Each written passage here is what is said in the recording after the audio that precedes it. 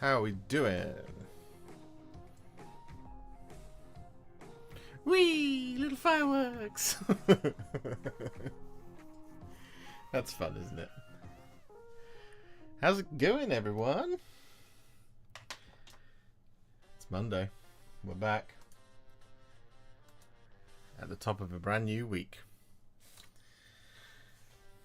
How are you guys?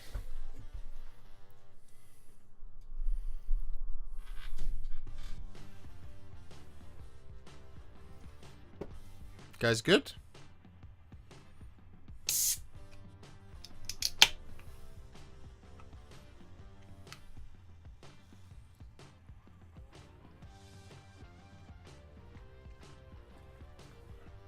Wow. How are you doing, chat? How are we doing, Josh? Trying to survive the blizzard. Yes, my thoughts go out to you guys over there. I'm doing very well. I'm very happy. I'm hanging out. Got another fun week of Warhammer ahead. Try and make as many videos as possible before I go to Warhammer World next weekend. What we're going to try and do? We're going to try and do the Mortek Triarchs, which is what we're doing today. Because I've got a really good scheme for them. So as you've seen the picture already, but I hadn't filmed that bit yet. So I wanted to get it done and see if it worked good, and then it did. So I was like, yeah, let's get the rest of it done. So I've got the Triaxes to do, and then we're going to do the Shugengan Lord. That's what we're going to do. We're going to do the Shugengan Lord and the Grand Cannon. And then, time permitting, we're going to do some work on our Grey Company list as well. So, Age of Sigmar, MESBG, and Old World all in 1 week. That would be nice, wouldn't it? A full week of fantasy. So yeah, all good stuff. All exciting things. I don't think I'll have time to do a Sky Lantern as well. So we'll have to move that one for now. But we will do the... we'll try and do the Lord and the Cannon. Did you plan to do Thanatek's Tithe at all? I've already done it. Video is filmed. I just need to edit it. You will get to see that video this week. And for those of you who don't know, I can see pretty much everybody is a green name here in the chat. We have hit 100,000 subscribers. And the channel is now verified. So if I go like this, hello everyone. My name should have a little tick next to it. Yeah. Which is awesome. Now we don't have the plaque yet. We have to wait. We have to wait for that. They're checking me out to see if I deserve it. But yeah, 100,000 subscribers. Now, if only we had 100,000 members. That's the next... No, it's not. That would be ridiculous. Right, I'm going to very quickly do the first thing that I needed to do, and then I'll come back and do a little bit of talky. So,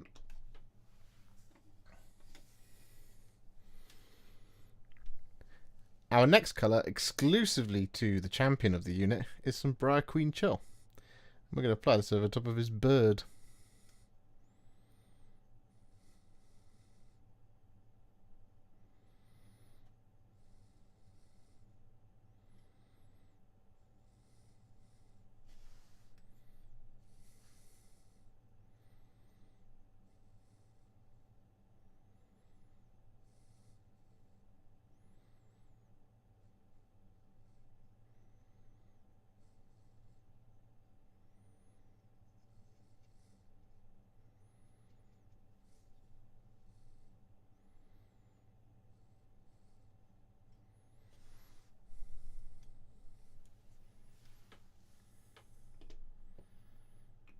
There we go. Right. So the next thing. So the thing with these guys is you get 20. For those of you who don't know, for those of you who haven't bought a box of Mortek Triaxes, you get 24 models in the box, which is an outrageous amount of models in one single box. It's a huge amount. So what I'm trying to do with this one is basically put together just the nicest possible way to paint legions of skeletons. So this will work for, excuse me, the Mortek Guard and stuff like that. It'll work for the Cabalos, all this kind of thing. So it's really, really simple. It's a case of classic contrast painting. We're getting all the contrast paints on. We're getting some metallics on. We're going to shade a couple of things, and then we're just going to do a single dry brush right at the end. It's really, really, really quick. Really, really, really cool. It's just, it's a bit fiddly because you have to get it all on there. But once you get it on there, it looks fantastic, and then you give it the dry brush. Mr. Joe Coles with a £2 super chat. I'm so excited and happy for you. We should kiss. We should. That's very, very kind of you. Congratulations. Thank you very much, Jason. And thank you. How do I say your name? Geis 125. Grow a term, thank you. I'm number 723 out of 1000. It's a good number to be. It was quite satisfying earlier. I opened up my YouTube studio and it said 100, 200, and I was like, nice. Thank you very much for all things you do for the community. Oh, you're very welcome. Thank you very much for supporting this channel. Honestly, we're here at 100k. It's ridiculous. It's Monday and we're not doing something Middle-earth. Heresy. Well, we're going to try and do something Middle-earth later this week. We're going to try and do the Grey Company. Get a full proper video. I want to get it done in February. That's the thing. Because then I'm staying on pace for my my 9 lists this year. Everyone should give Josh money to show how much we appreciate him. I mean, Joe said it, not me. Right, next colour is... Let's do the Wildwood. Let's do that. Wildwood's the good shout, because the Wildwood goes in the joints and things. It adds just a little bit of layer to the skeleton, which is quite a nice thing to do. But before we do that, Mr. Jason Stemple with 20 Warhipster gifted memberships, like an absolute bloody boss over here. That is incredibly generous of you. Thank you so much. Holy, I believe is what they say, the real streamers. Thank you. Thank you, thank you, thank you. I appreciate that very much.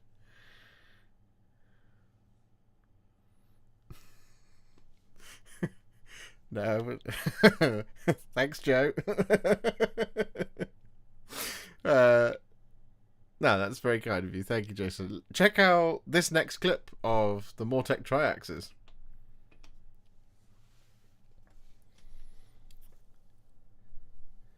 So now to add a little bit of depth to the skeleton, and the skeleton horde is all dry, what we're going to do is we're going to take some Wildwood. We're going to apply this over things like the toes and the hands. And we're going to apply it over the top of the rib cage, the sort of what you would in a sort of Space Marine type thing call the gaps in the armor. It's like the joints behind the knees and the elbows and the armpits as well.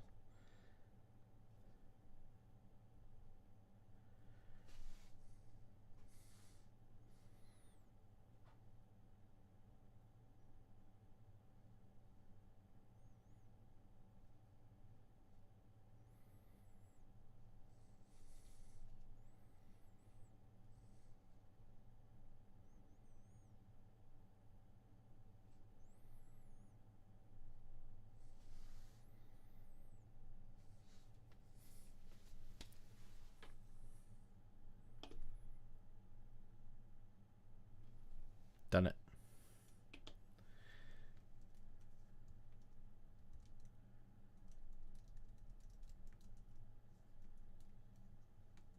What's going on? Ah, there we go. I was on the wrong screen. There we go. We got into 100k, time for us all to leave. I would really rather you didn't do that. That would be quite rude. I think I'd just stop making videos at that point, to be honest. I'd be like, nah, I'm done. I'm not doing that again. It's over.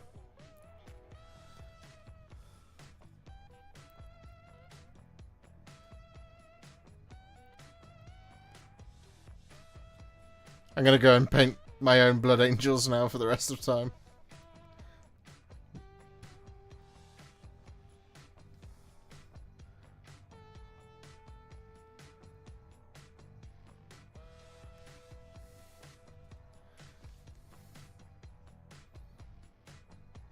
Saw quite a funny video the other day of like some guys saying like, I can't remember what it was. They were talking about it's the context of something. They were like, yeah, if that happened, I would just retire forever from YouTube.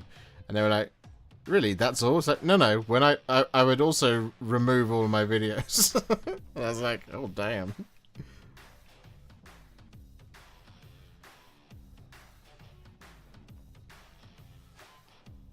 Like, no more videos for anyone.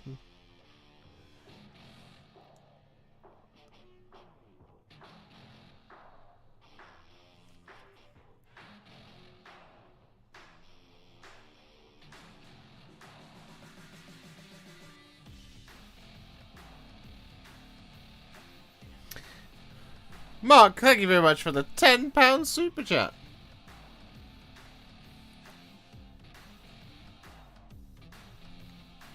That is very kind of you. It says, well done, Josh. Thank you very much. I mean, like, I said this the other day, and I said this in the Discord as well, but honestly, like, it doesn't happen without all of you guys who have been some of my most vocal supporters and members of this community. You know, like, it has been 5 years of hard work to get to this stage. You know, doing things the way we do them, and it's not possible without all of you guys engaging, liking, hanging out with me, and just sort of cheering on. You know, I cannot tell you the amount of times I've just thought about, like, the easier path is to just go and get a regular job. You know, just to stop doing it. How's your 20 minutes a day project coming along? It's been really good. I posted the first update in the Discord in a while. The Victrix Honor Guard were the next step. I'll show them to you guys in a minute once I've done all this Wildwood. Which is going to take a little... It's going to take a minute. But the Victrix Honor Guard are nearly finished. They are... I've done my 20 minutes today. They are half a model's worth of Liberator Gold highlights, and then all the silver highlights left to go on them.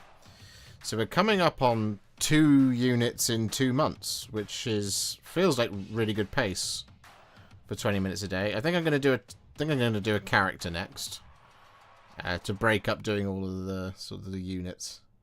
I don't know if I'm going to do the chaplain, the captain, or the ancient, or the librarian yet, but that's the next job. Next up, 200,000. Yeah, possibly. We could go to 200,000.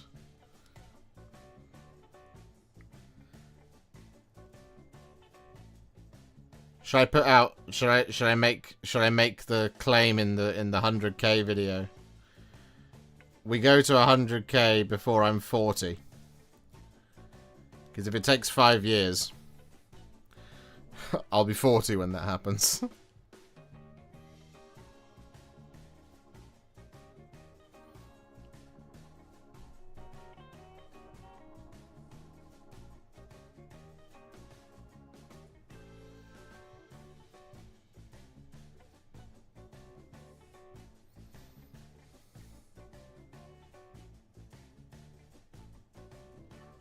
But yeah, getting to this milestone, it's not just me that's done it. It's all of us. It's everybody's achievement. You know, if you watch the videos, you comment the videos, you're here in the live chat, you're in the Discord, you're out there telling people, showing off your models, you're as much a part of this as I am. And I really thank all of you from the bottom of my heart, because this was the like the stretch goal of the channel all those years ago when I first started. I was like, oh, I'd love it. I'd love to get to 100k. That's a thing not many people achieve. That'd be great. And we've done it now.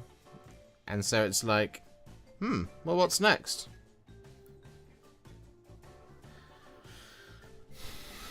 You know, and one of the things I've talked about is, you know, obviously I think the next big milestone, I think, really is, there is a number of subscribers, of course, 200,000 naturally, but I think the next big milestone for the channel would be to, you know, be in a position where we could start, you know, giving other people the chance to live this lifestyle, live this dream, doing Warhammer, doing hobby stuff for a living. Because whilst it is really hard work when you're just on your own, it really is very, very valuable and enriching hard work for yourself. And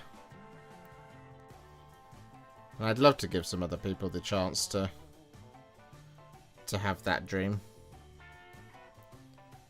So we just got to work on building up our views, building up our revenue streams, this, that, and the other, figuring out the good ways to do that, and then maybe we can get some people to work on the channel. Oh, you youngsters! Yes. Did you see the new combat patrol boxes? The Red Corsairs one is awesome. They are bringing the Felgor Ravagers over from Kill Team. Nice. Nice. I like it. I did see it, and I was like, do you know what? Makes complete sense.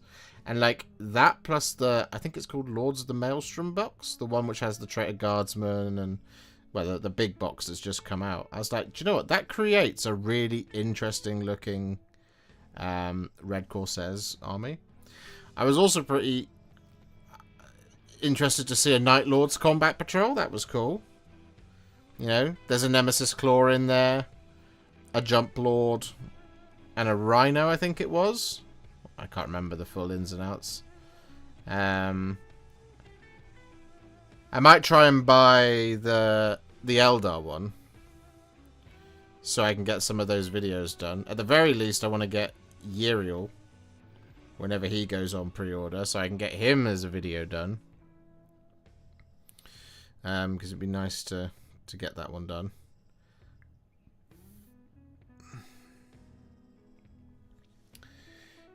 You should next year come to the Tabletop Expo and run a painting tutorial panel. This is I've been asked this question before, is do you ever do like seminars or whatever? And I don't know how it works. I don't know if somebody asks you or you're supposed to go to them and ask to do it. But if you're supposed to wait for somebody to ask you, I've never been asked to do one.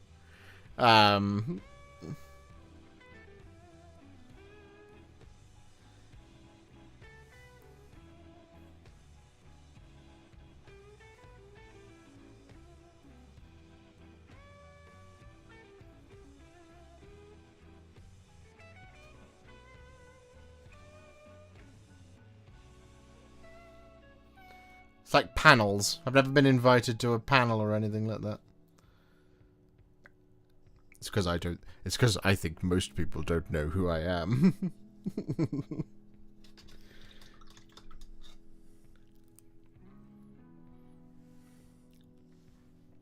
Maybe 150k. Maybe. As you're a big-time YouTuber, now is the plan to abandon Joe? No, Joe will abandon me.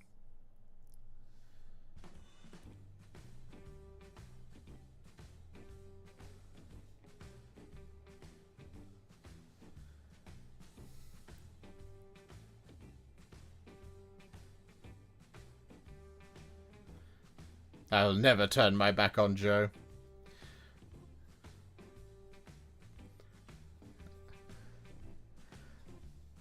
I'm trying to get Joe to go to the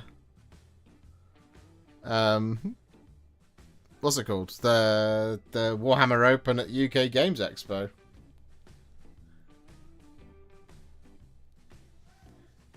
And he's like, yeah, cool. I'm just going to tell everyone else I'd rather go with.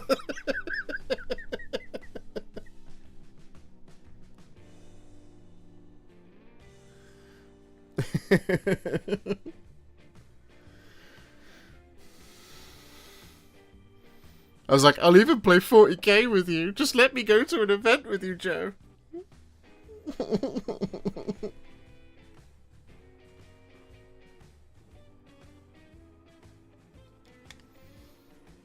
I am in two minds about whether I'm going to play, because I'd really like to play in it, and it obviously is ticket dependent.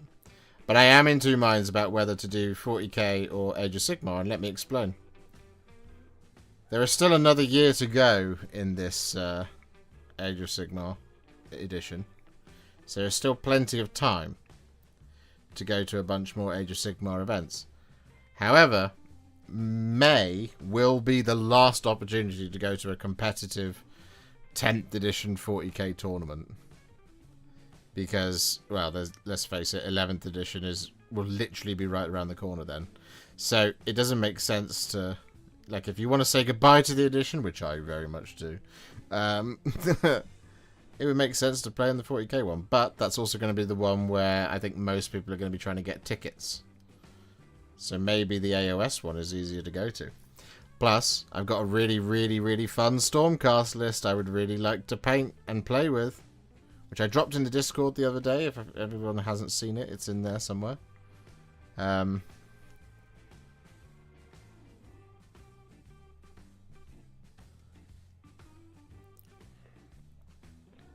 Having Josh give a class at the Nova Open. As I've never been to a painting class, here's my question. Is, what's the general setup? And, like, is, like, paints provided? Or is it a case of I'd have to fly over to Nova with 3,000 bottles of contrast paint? Because I don't think they'll let me on the plane if I do that.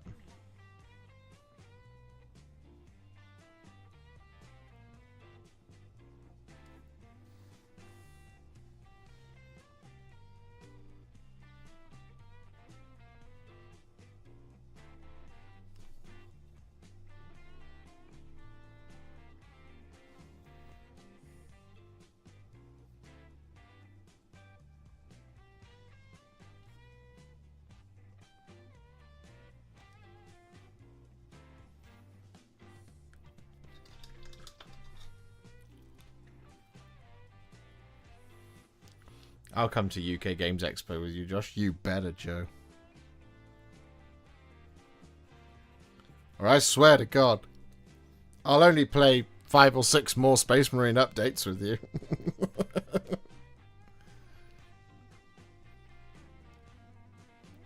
It always reminds, it's one of my favourite jokes in the film Basketball. I don't even know why you hang out with you guys. I swear, if you rip on me 3 or 4 more times, I'm out of here.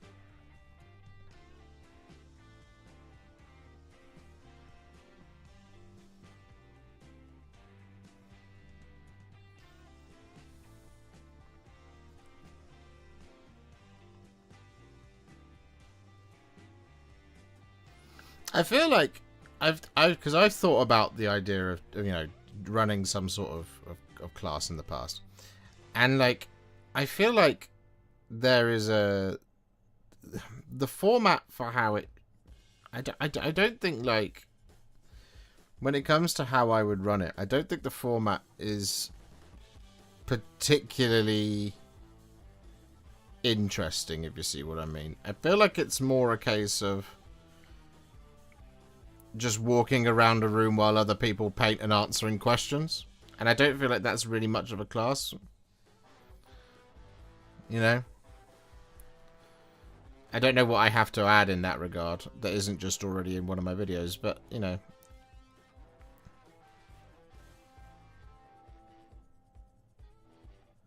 I will continue to think about it.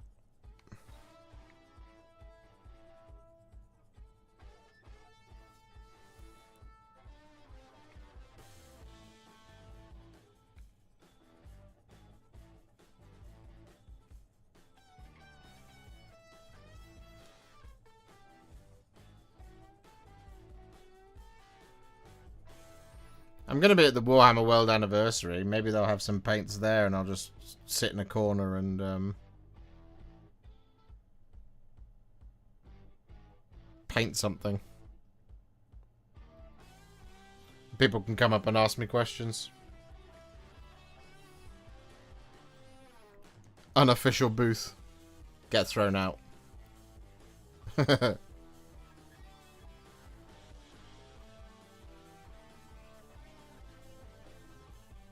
Sorry, sir. It appears you're running an unsanctioned event over here.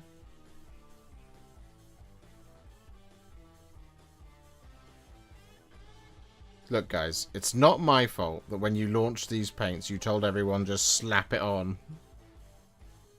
I've spent 5 years trying to prove otherwise. Don't blame me.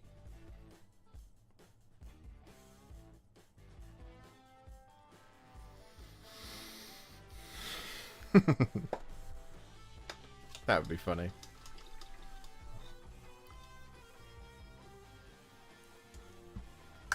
Right, there's another paint into the done pile.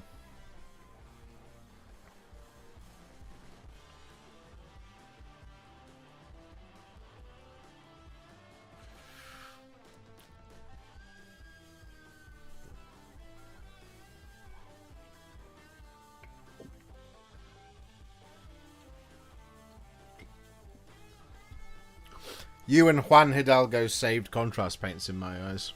That's very kind. We tried.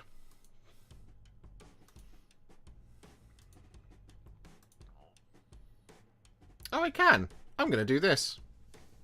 Have 5 gifted memberships. That's fun, isn't it?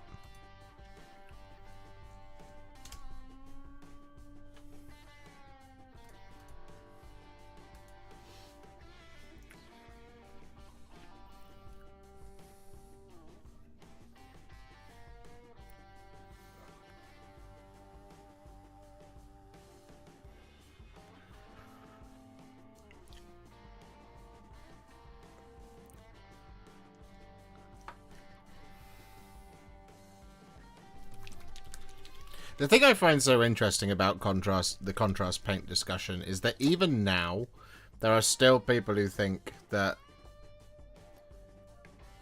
you can't use it for anything other than what they initially said 6 years ago. Maybe longer. They're like, you just slap it on and it looks crap. Why would you do that? And it's like, no, bro. It's not what you do. Do it slightly differently, and you'll be surprised at about the result.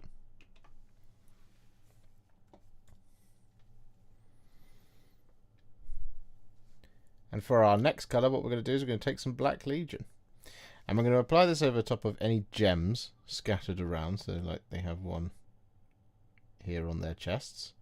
We're also going to apply this over the top of the arrow shafts and any stitching on the quivers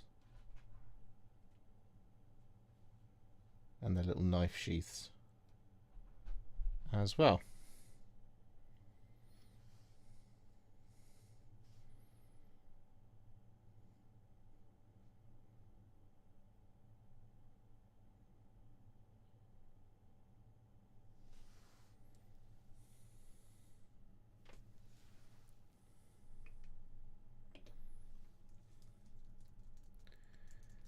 Lovely.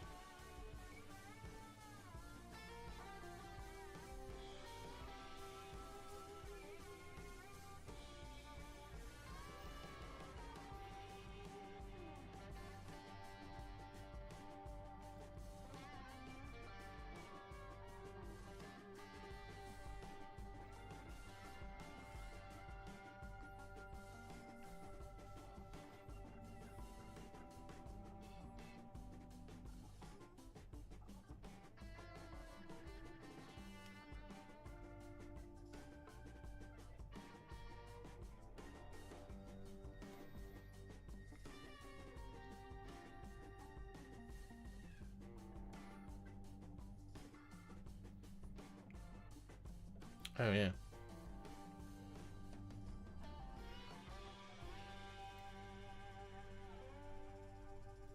Thought I'd done it all.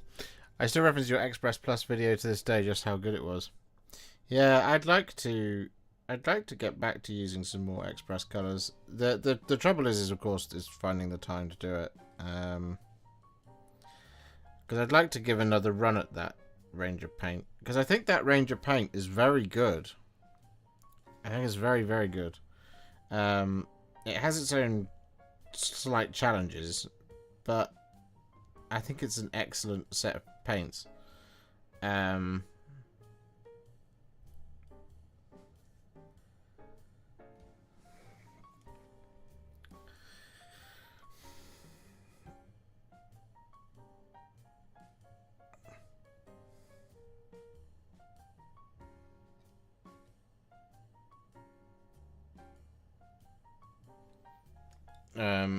Yeah, no, they're fantastic. The Express colors.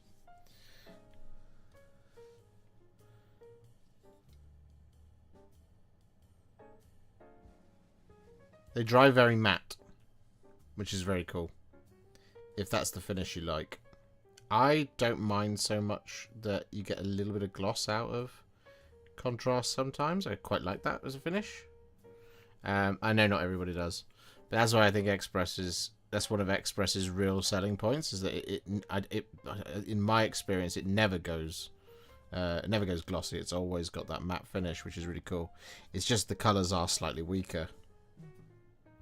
They're not quite as vibrant. But then you do have those, like, I think it was called Hospitalia Black and stuff like that, which were just a bit more saturated, which is really good. I'd still like to try the what they called the true metallic paints. I'd like to give them a go, because I think those are really exciting. I kind of want to get a set just in case I get any custodies sent my way, so that I can try them out on, like, the red of the tank, for example. Because we've already done that video, you know. I was looking at the set of the new Legio Custodies the other day, and I was like, hold on a minute. There's a Dreadnought here. There's the is it the Caladius? Is that what it's called? The Caladius tank. And there's some Custodian Guard. And I was like, God damn it. I literally did this video in the Clearing the Backlog video that I did a few years ago. It's exactly the same. And I was like, oh man. Is it just, you know, the difference is of course that the Custodies infantry are a lot newer. So there's a bit of a challenge there, in case, you know, whenever it is that those models are on the way, is how on earth am I going to make a video out of it? Or do I just literally just do what I normally do and just make the same video 4 times?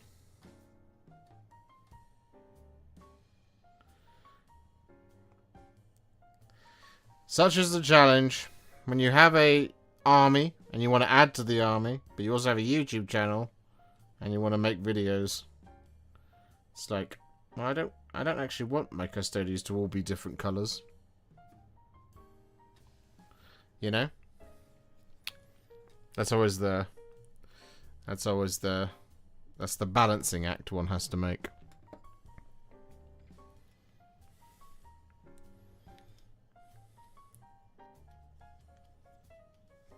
I've seen pens gain popularity. What do you think about them? I don't see how they are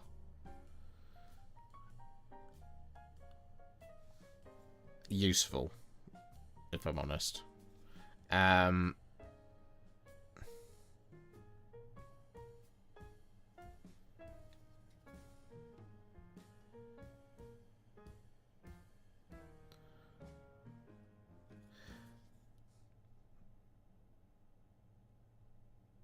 Like, are the pens, like, have they got a hard nib or have they got a soft nib?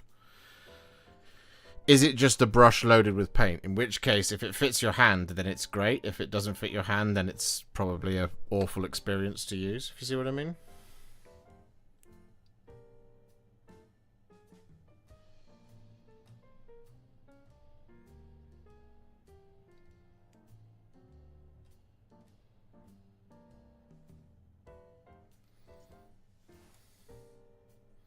I also feel like you don't have much control.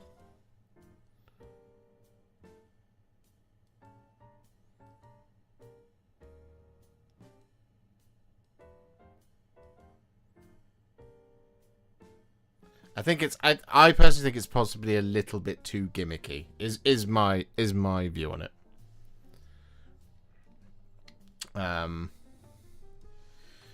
But I would happily be proved wrong, but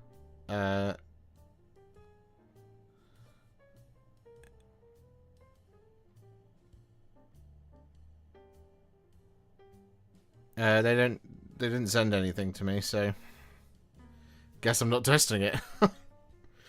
Just Rex, thank you very much for becoming a member. That's very kind of you.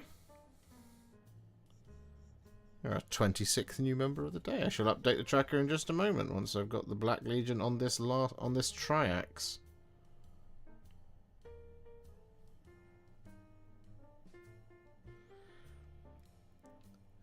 I'm very happy for Ossiarch Bone Reapers fans that they've finally got some shooting. What I'm not happy about is that Ossiarch Bone Reapers finally got some shooting.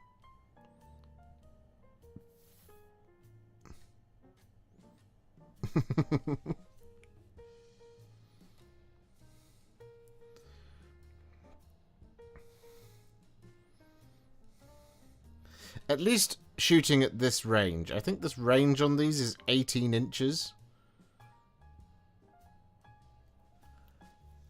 I think they could have had like some like Lothern Seaguard-esque thing, like, or, you know, just like something where they throw spears or something like that. Maybe that would have been cool over like a 9-inch range, but to throw an 18-inch weapon into an army that didn't have any shooting before, it's like, cool, that's gonna go into every single list.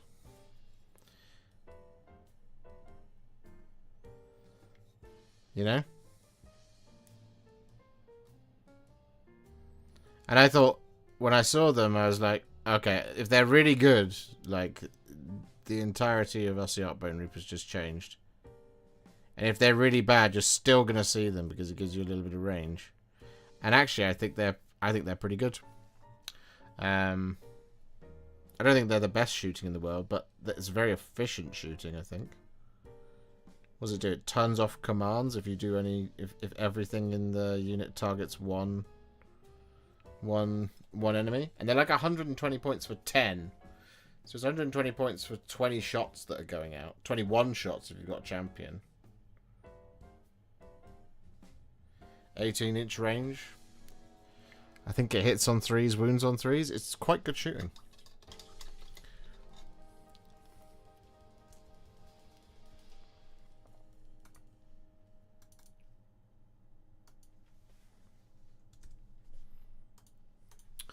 Not great for detail work. Well, so that's my thing with the pens, right? Is like if the pens were filling a gap, that would be ideal. Like so, like, but like I think for me with the pens, it's like I don't know if it just makes it more cumbersome to do the thing that you were struggling with in the first place.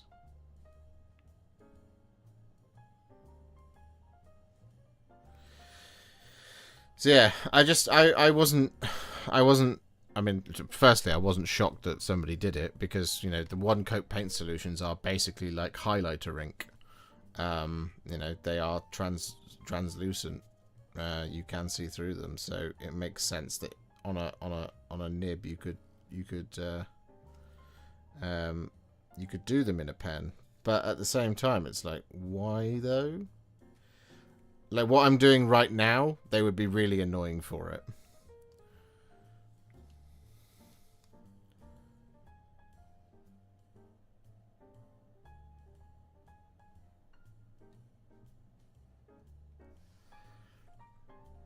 And like, what's the long-term thing with them, right? That's the other question: is do they last long? Does the paint stay consistent? Does it flow nicely? I don't know.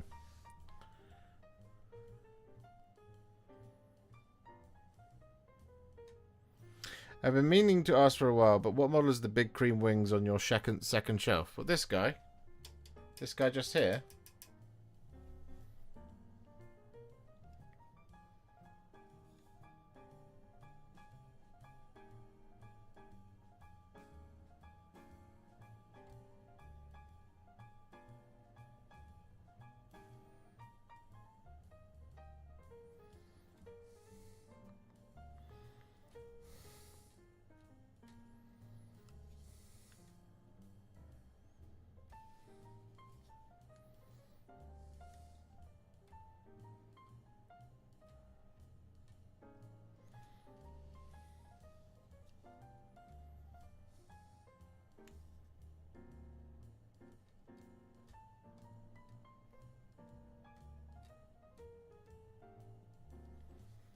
Yeah, that one. Or is it two models overlapping? That is one model. That is Aventus Firestrike. Archmagister of Hammerhall, I believe is what his full title used to be. It used to be the alternate build of the Lord Arcanum on Taurolon model, which they no longer sell because it went to Legends. It's one of my favourites, though. I love it. I love that model. I was going to take it to a event whilst that part of the battle tome was still valid, and then I ended up not doing it, and I regret it. So that model has unfortunately never once seen the tabletop. Maybe someday.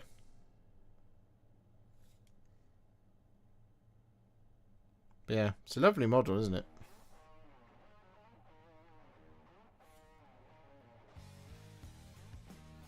Should I take that to Warhammer World for the Legends of Paint next weekend and just be like, here you go, remember him?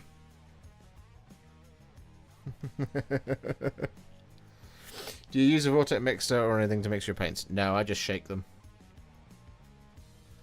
I can tell you why. The reason being is that because I paint a lot, because this is my job, I paint all day. If I used a Vortex mixer to do the shaking of all my paints every day, I will cause nerve damage in my hand. It's what they do after significant use and repeated use. If you own a Vortex mixer, you should use it very sparingly. Like if you get a paint that's really separated, you should do it maybe once a week. You should just be really careful with them because that amount of pressure going through your joints can cause nerve damage. And the last thing I want to do is give myself nerve damage, because that would be the end then.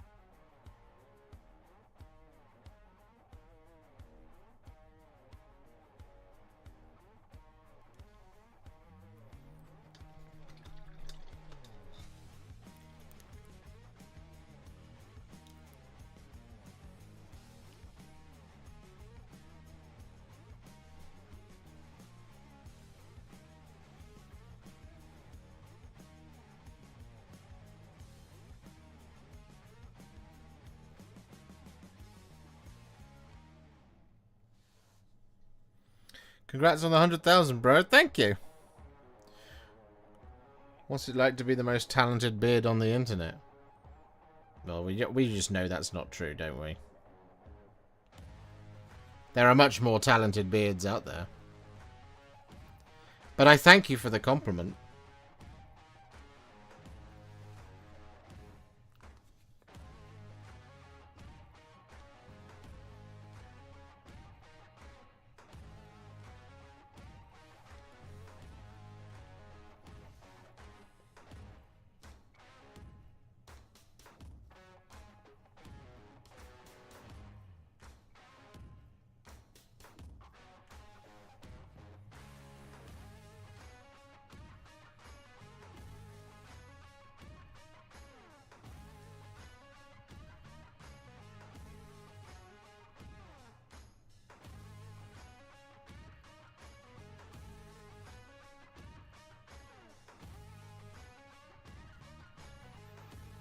I think that is all the Black Legion. Nope, it's not. Classic Josh. Now it's all the Black Legion. Marvel arse. Now Black Legion can go back on the shelf. Way!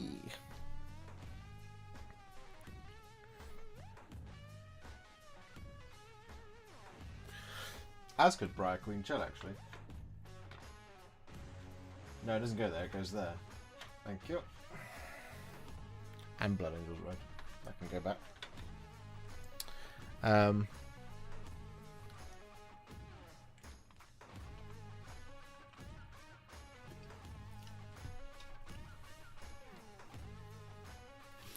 I just picked up the Iden and Deepkin Spearhead box as well as the manifestations, using your video as reference for the manifestations because of the sheer stature of the main model. Oh, it's enormous, isn't it? It's wonderful, though. What do you use as shelving for your paints? This is it's from TT Combat. Let me go and grab the. I'll grab the link. TT Combat. TT Combat Wombat. No, that's not the TT Combat website. That's Firestorm Games. It is painting, modeling, paint racks. So it's the Citadel paint shelf from TT Combat. It's this guy right here. Boom. What does everyone think of the Tau Suits datasheet that was shown off today? I haven't actually read it. I saw the knight, and I thought the knight looked cool. Let's have a look at the datasheet.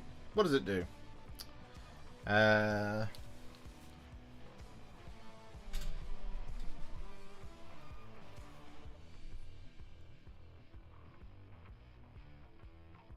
Is it 8 wounds each, or 8 wounds for the 2?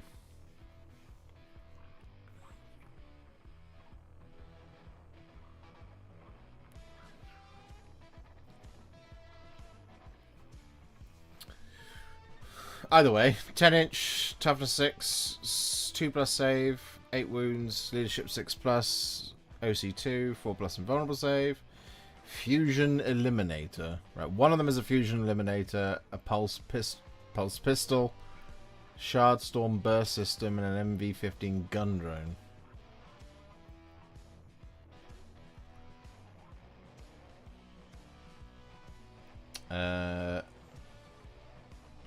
Two shots, 18-inch range, 2+ to hit, strength 10, AP -4, damage D6. That's pretty good. Ion scatter cannon. 2 modes, 4 shots each. Standard overcharge 7 and 8, -2, -3, damage 2, damage 3. Shard storm burst system is a pistol. Do they both have it? Yeah, they do. Why'd you have a pulse pistol and a shard storm burst system? That doesn't seem right to me. Can you fire multiple pistol weapons, or can you only fire one? Because surely you'll always fire the... Oh, I suppose the pulse pistol's rapid fire 2, strength 6, 12-inch range. Makes sense. Exemplars of Montcar. Each time a model in this unit makes a ranged attack that targets the closest eligible target, that attack has the sustained hits 1 and ignores cover abilities. That's pretty good. Epic Heroes. It can't be attached to anything. So you can't attach it to some crisis suits. By the looks of things. Neo Capacitor Shields. At the start of your opponent's charge phase, you can select one enemy unit, excluding monster and vehicle units, within 12 inches of the unit. The unit must take a battle shock test. And until the end of the turn, subtract 1 from charge rolls made for that unit. Okay, at the start of your opponent's charge phase. That's pretty good. That is pretty good. At the end of the fight phase, this unit can either make a normal move of up to 6 inches or a fallback move. Do you get hit if you fall back in 40k? Or can you just fall back for free? Is that a thing?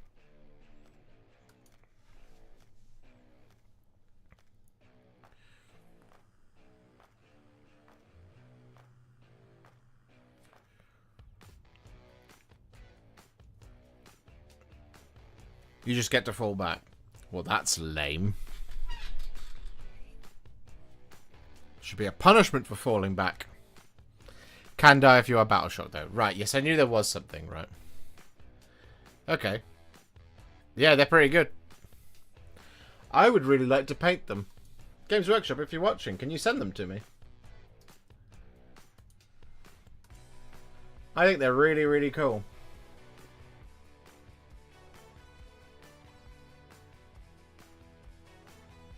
Do you know what I really like? If you go and pull up the picture, in fact, I'll do it now. I'll do this. Oops, didn't mean to do that. All right, one of my favorite features of them, and I'm guessing it's the way it is on both of them, but you can just see it, right? It's so cool. It's such an interesting thing.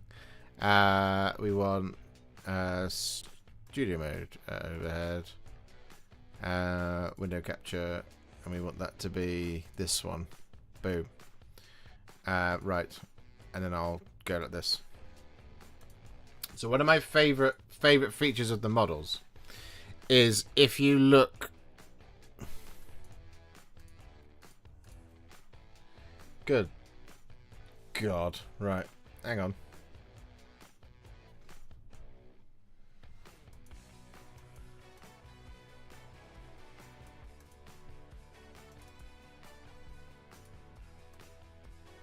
Right, you see this here? This little section here is that the fires on the base are being pushed away by their shields. It's so cool. And I'm assuming it's the same on this one over here. That back here, that this fire is being pushed away by a shield, because you can see a little object source lighting there on the rock. I think that's so cool. I think that is such a cool little detail.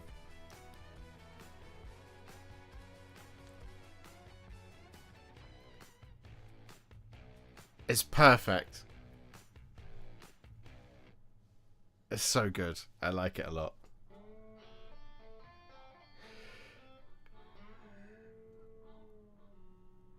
It's nice. I like it. I like it a lot. That's my favourite feature of these models. I mean, I like the colour scheme as well, but like the favourite feature is that the fire. The fire is not just a random bit of fire on the base. The fire is they're striding through some fire, and that the shield is pushing it away from them. It's just it's so brilliant. It's so dynamic and wonderful, and I cannot wait. I really want to paint them. So again, Games Workshop, please. You may not have sent me the Cathay, but could you please send me these?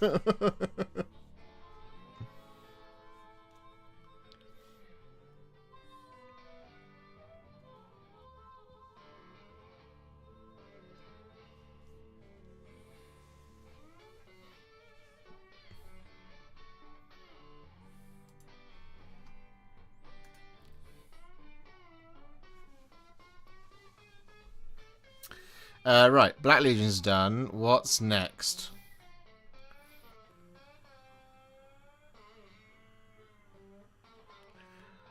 Agrax Earthshade. Agrax Earthshade is what's next.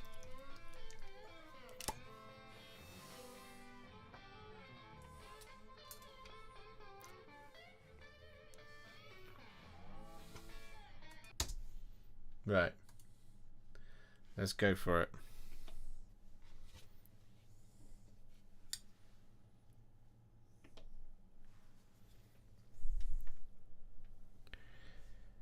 And for our next trick, what we're going to do is we're going to take some Agrax Earthshade and we're going to apply this over the top of what is kind of just like the leather of the sheaths and the quivers.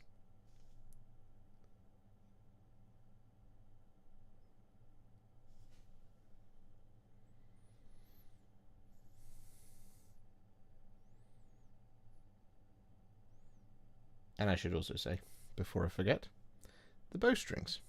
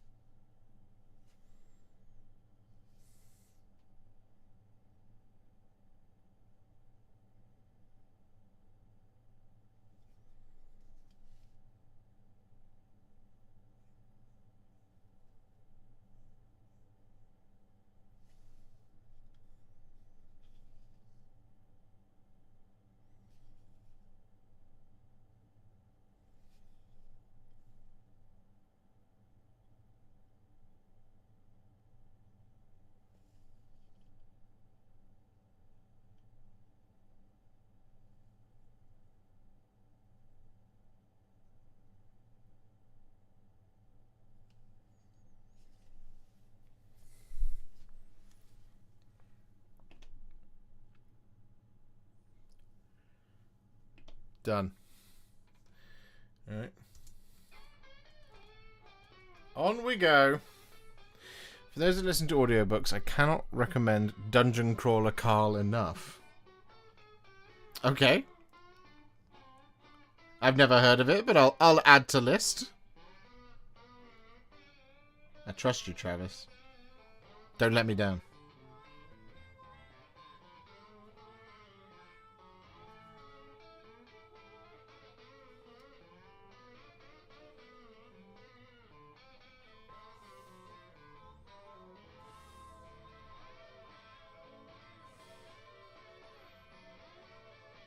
Just that name alone is probably enough to entice me.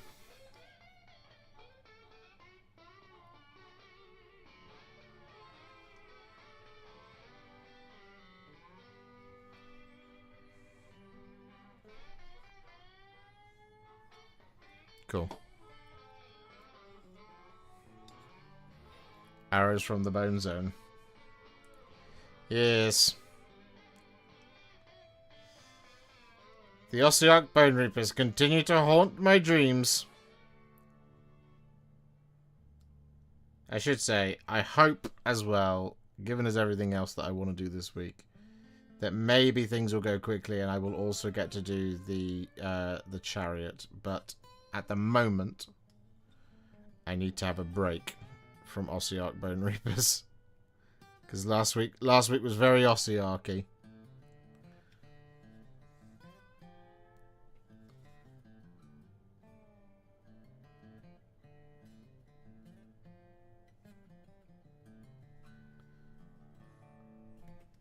So I do have one. It is built.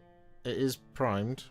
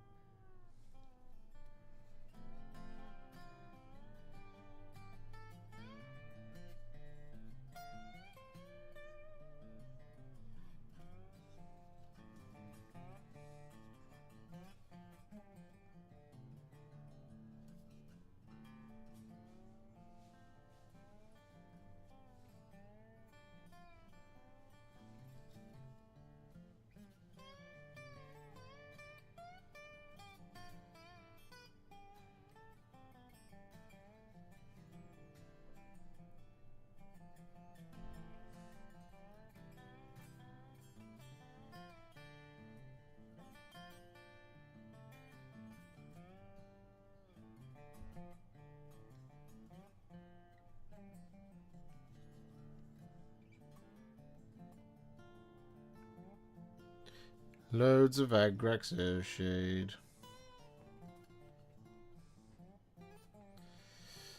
And that's 3. 2 to go. Did you see my Karazai, Josh? Where have you shared your Karazai? I will go and look at it. Unless Karazai means something else. In which case, no, I also haven't seen that either.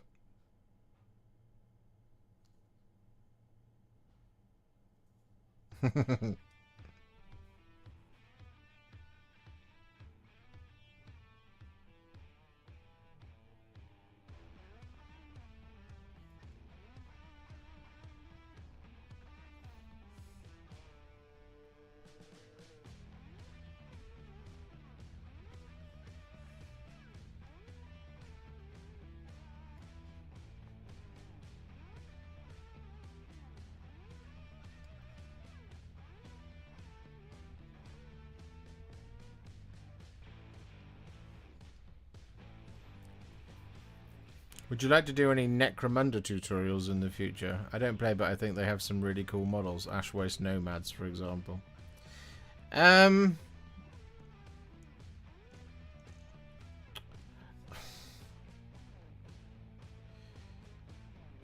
short answer is no. I don't really want to do them. Because...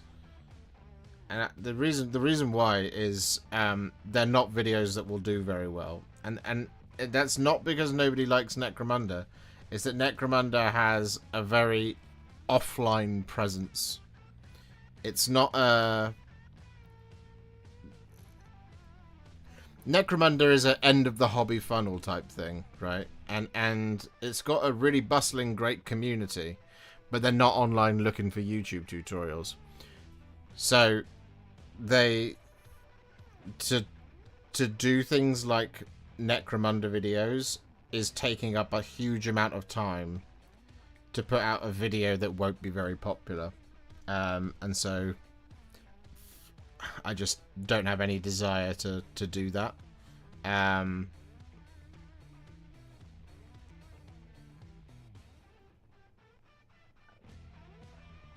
Especially given as, you know, it's a lot of money and time on my part, for something I don't really want to do.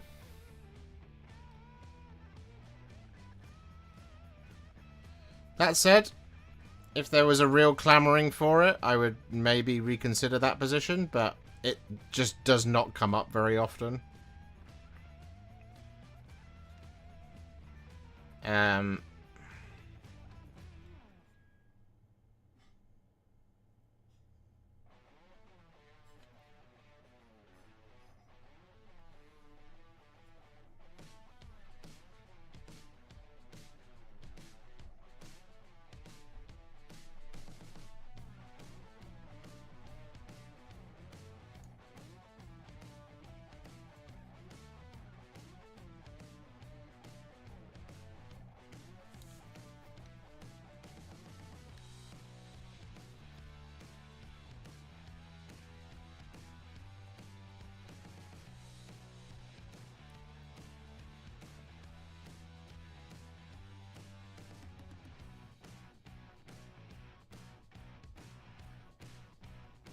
It doesn't have much kind of upward mobility, as it were. Like, so, like, the time to do a Necromunda model is the time it immediately comes out. But the time to jump on board would be if they did a new edition with a big box.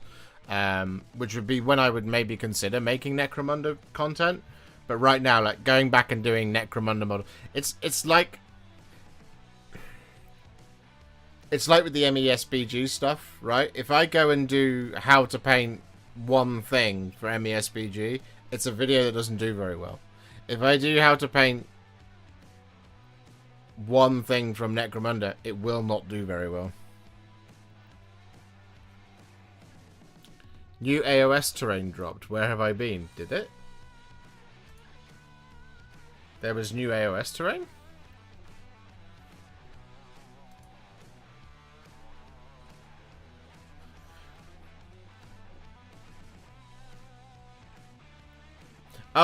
Oh, this stuff. Yeah, no, this is reissues, this stuff. This is from 3rd edition.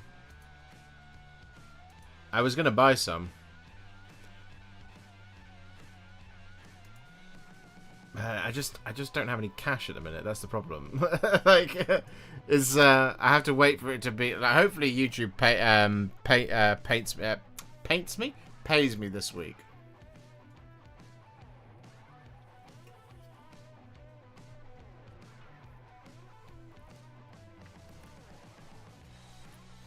Show off your stuff. Let's go and have a look. Let's go and find a Karazai. Where is he? When did you paint him?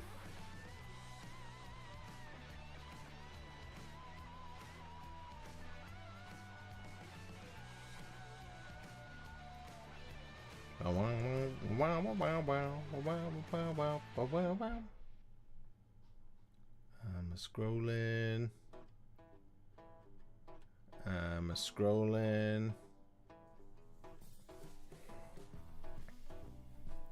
Have you dropped it again? Nope.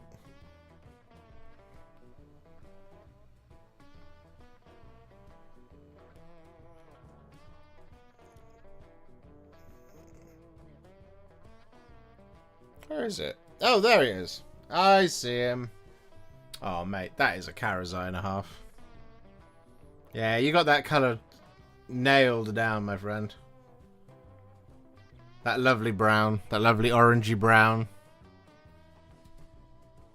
Yeah, well done, mate. Not an easy model to paint. Did you paint it on the base? Because getting inside that wing is just tricky as hell. So well done for doing it. Yeah, no, excellent stuff. Love it. Love a big dragon. Can't wait to see more.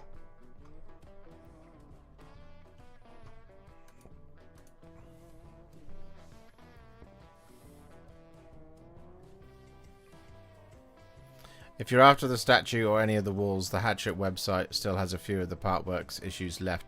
Yeah, I want to get a couple of... realistically, the thing I want the most is... I want 2 of the statues, and I want the Megadroth remains. That's the main things that I want. Because I ordered a bunch of the... when it came on made to order, I ordered a pile of the what was it called? The you know, like the Sigmarite Mausoleum stuff. So that's all in a big box outside, which eventually we'll get it all out and paint it when we move house, and I can finally start doing battle reports. But that time has not arrived yet.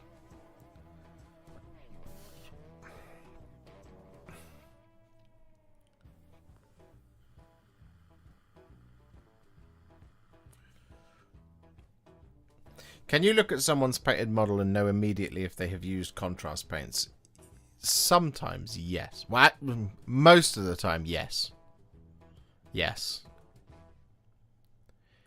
I can.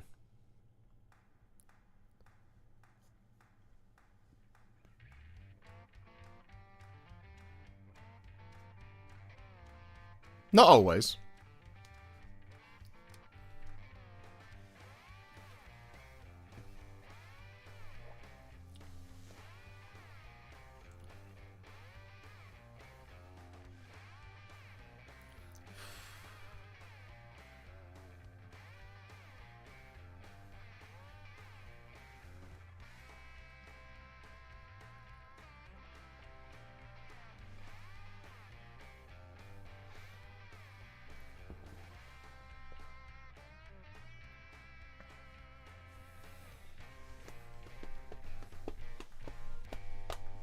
Alright, how many paints have we got left? We've got 6 paints left.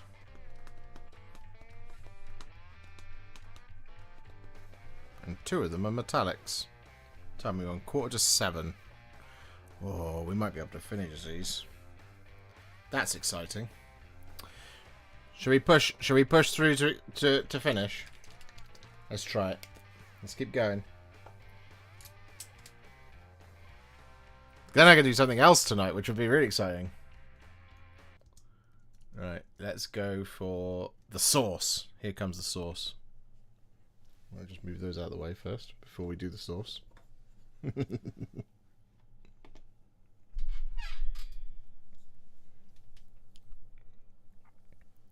So our next colour to use is some striking scorpion green. And what we're going to do here is we're going to apply this over the top of all of their eyeballs.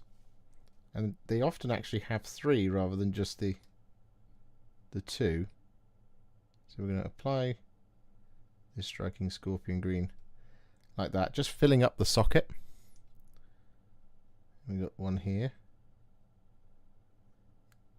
And we've got one up there as well. Because why not? However, there's a couple of other bits we can apply the striking scorpion green over the top of as well. So for example on this guy, we've got the little flame on the end of the arrow.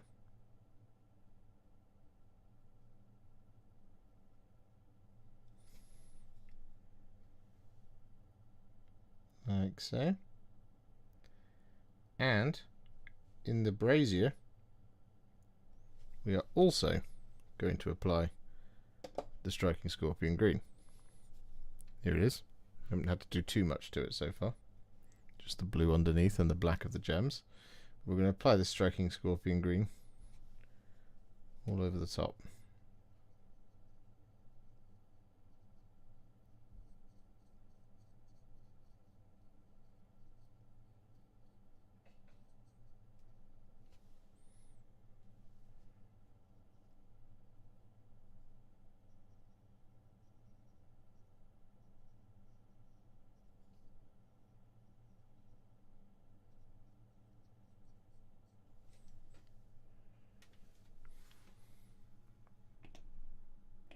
Pachow.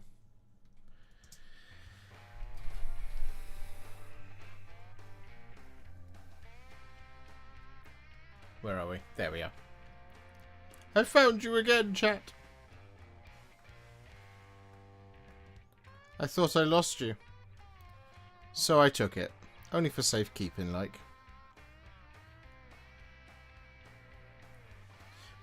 Boop, boop, boop, boop, boop.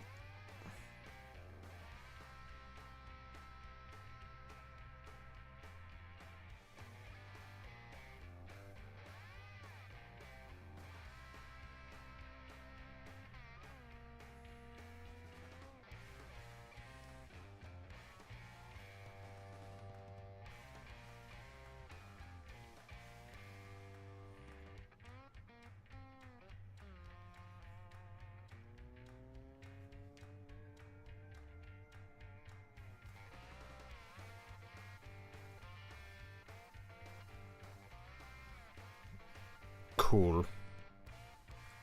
Did I miss a bit? Yes. Saw that from all the way back there. Excellent. Alright. On with the rest of the eyes.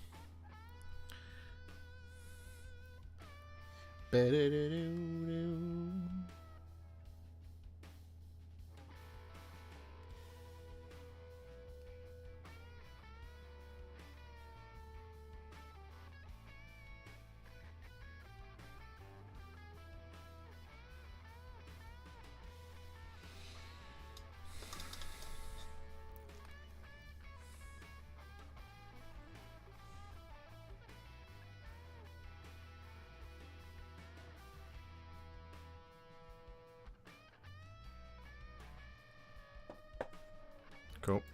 3 down.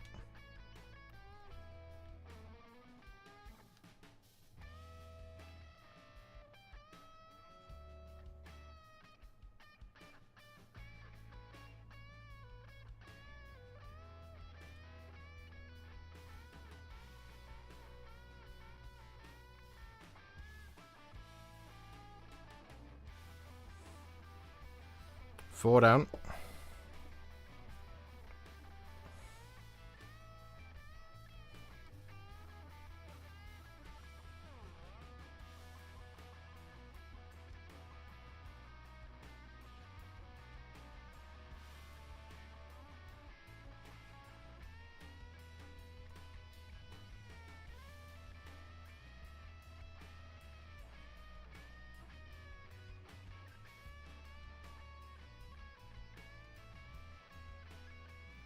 5.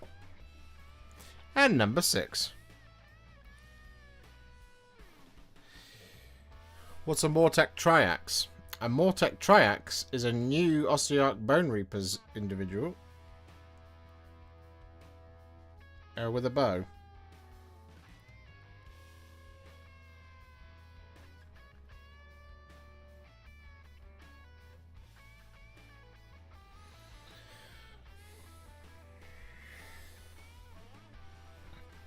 Sorry if this has been asked already. No worries. But are you planning on making a tutorial for the Eldari Corsairs? I don't have them. So at the moment, no. If I had them, I would, but I don't have them.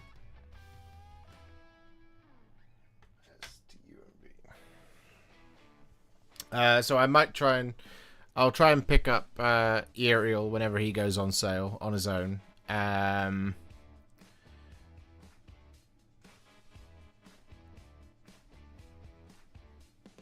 And then, yeah, see what happens.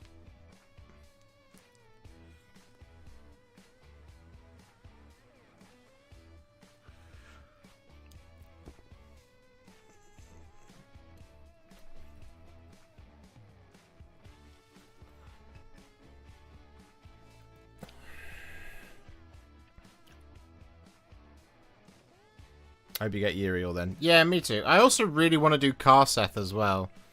I would really like to do Karseth. I think it's called Karseth, is that right? The other character that was in the big box?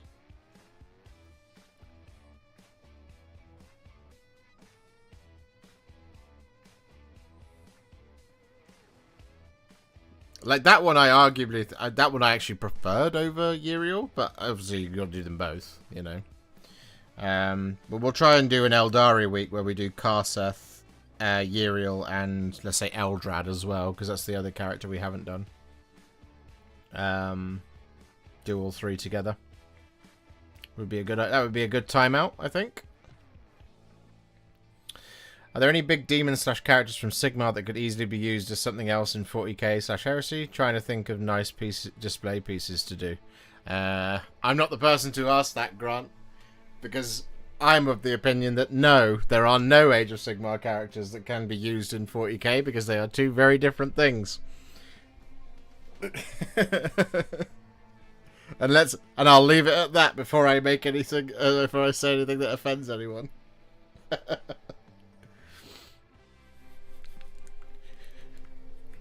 I'm surprised Games Workshop don't send you all their new stuff. They don't send me everything. They send me a lot, but they don't send me everything. I have unfortunately over the years cultivated the appearance that that they do send me everything and I paint everything, but no, they don't send me everything. The biggest example of that was Saturnine. I did the cannon because they sent me the cannon. They did not send me the rest of the box.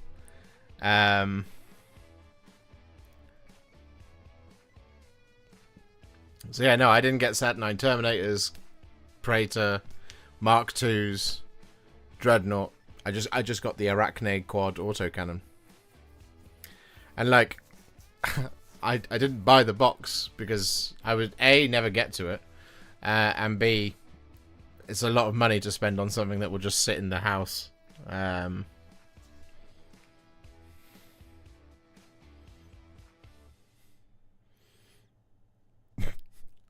I'm tapping out of that statement, Pritters.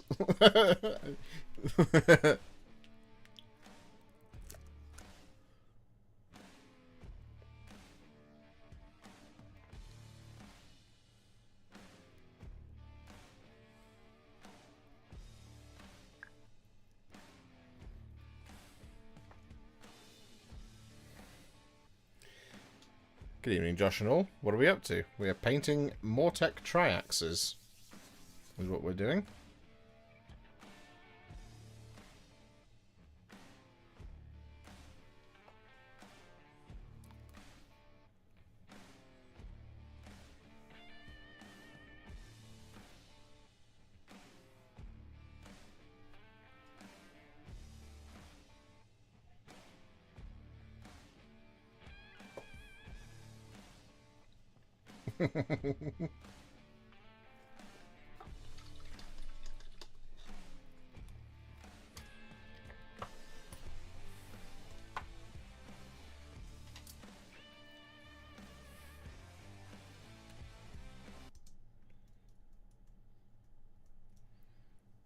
There comes a certain point where people buy so many Age of Sigmar models to turn them into 40k that they could have had an Age of Sigmar army. That's all I'll say on it.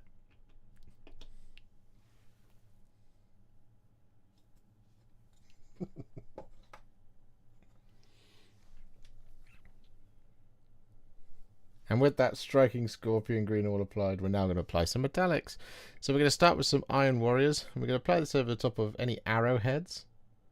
And we're also going to apply this over the top of this kind of, well, I guess it's kind of a cartouche. Maybe. Let's just roll with it.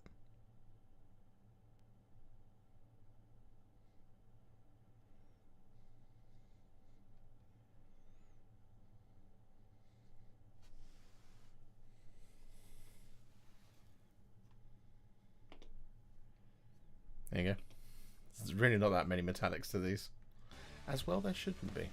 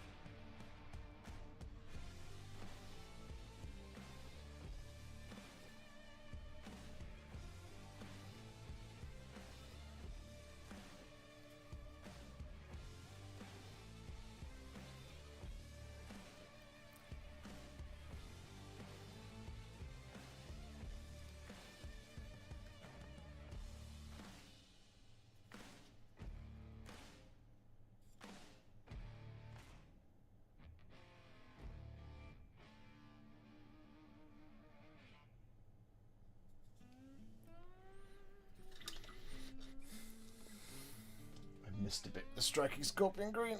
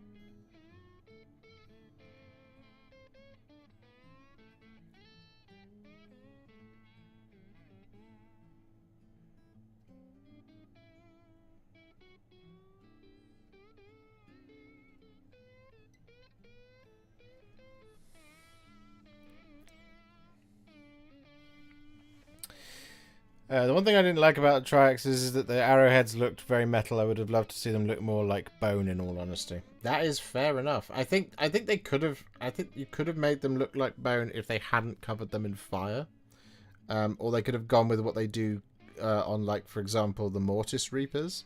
The Mortis Reapers, for example, have got that kind of shiny sort of mystical edge to them. So they're like that sort of that blended teal and all that kind of thing. I think the problem is they've covered these ones in spooky fire, and they haven't covered them all in spooky fire. Like some of them, they've just it's just a bog standard arrow.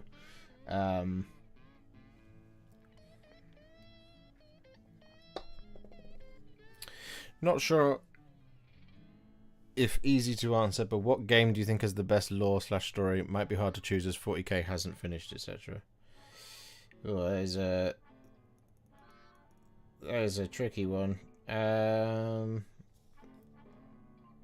I have more fun with Age of Sigmar because stuff happens in Age of Sigmar. But when stuff happens in Warhammer 40k, it's very exciting. So, like, I think as a whole, I've really enjoyed Age of Sigmar a lot more recently. However, one of my favourite moments in all Warhammer history is the time during the Gathering Storm, with the fall of Cadia, the rise of the Primarch, and the fracture of Baal Tan. I don't think the lore has ever been as exciting as it was then, when things were changing. Things were growing, things were moving forward, stuff was happening. That was just superb. So that was really exciting time because, you know, that's what I mean. It's like the narrative was moving, but the narrative now hasn't moved in a very long time in Warhammer 40,000. And as a consequence, where it's at right now, for me, it's really boring. This is just nothing's happening.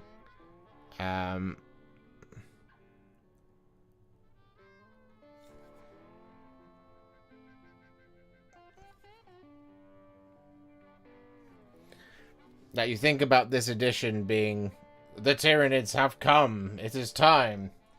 The fifth great tyrannic war. They're the big threat. Everything's going wrong.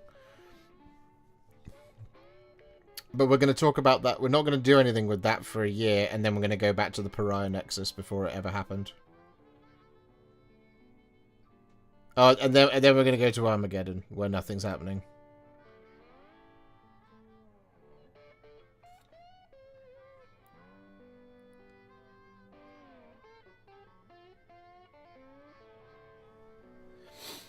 And that's what I mean, is like the scale at which it should operate, it should be much bigger.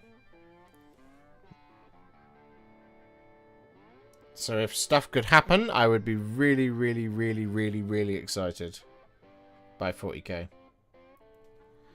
But as it stands right now, nothing's happening. So Age of Sigmar wins.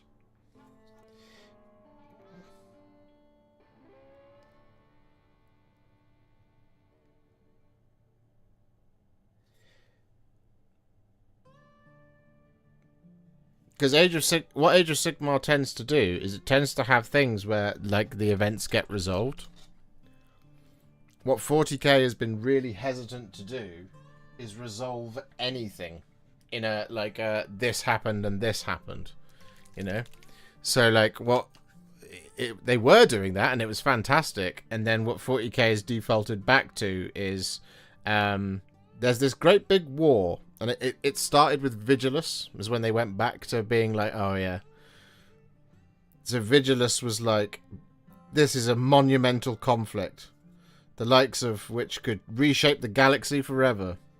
And then some stuff happens, and it concludes with, there is no true victor. Both sides are now going to pour endless resources into this war that's going to sit in a stalemate for the rest of time. And you go, right, so there's no resolution to that. So there is no impact on the galaxy whatsoever. It all built to Calgar and Abaddon having a big fight, which Abaddon won, but then left before he finished the job. So they both walked away from it. and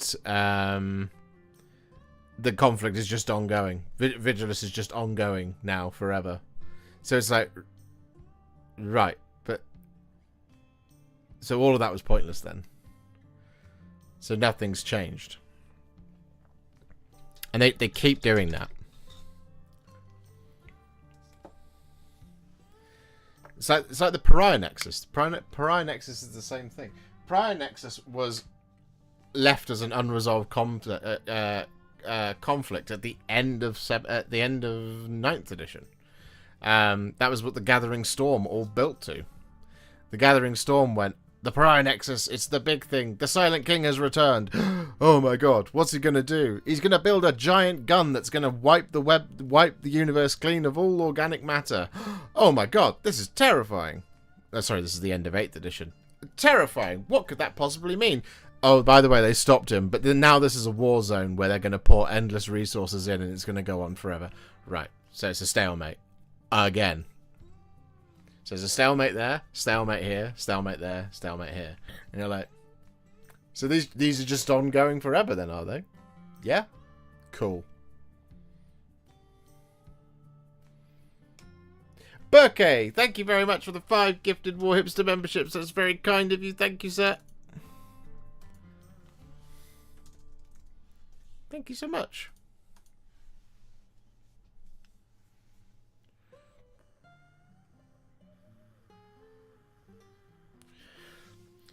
Which Primarch can they bring back next? Any Primarch they so damn well please.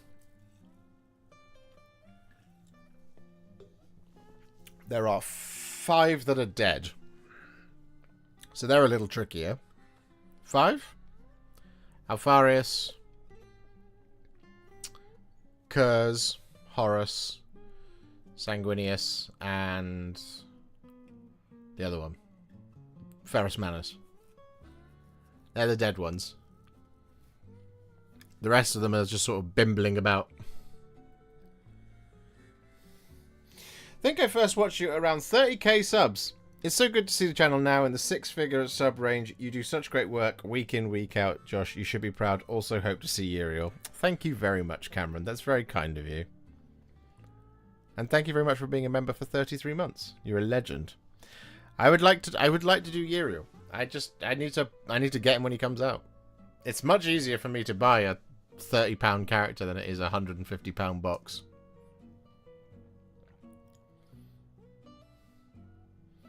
Also, if I buy a box that sits in my house, that's one other person who doesn't get the box, if you see what I mean. So that's why I tend not to buy them. Have you done Sigismund? He's built. He lives here on my side table. Are you getting the perfume lady for Sylvaneth? I very much hope so. But time will tell.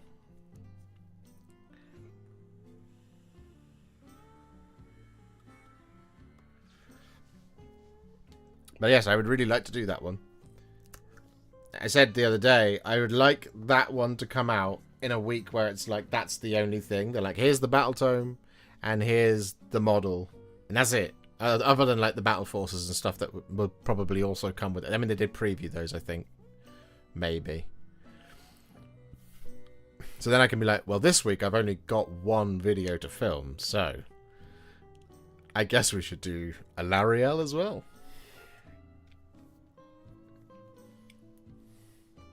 Which would be really cool.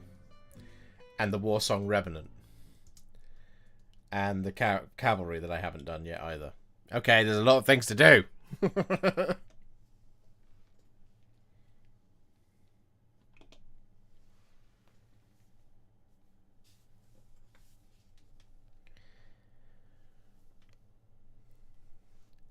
And for our other metallic, it is of course going to be some Retributor armor. And we're just going to apply this over the top of these two little things either side of that sort of cartouche. Of course, if there are other details that you wish to be gold, you can also do those, but it's really only these two little bits.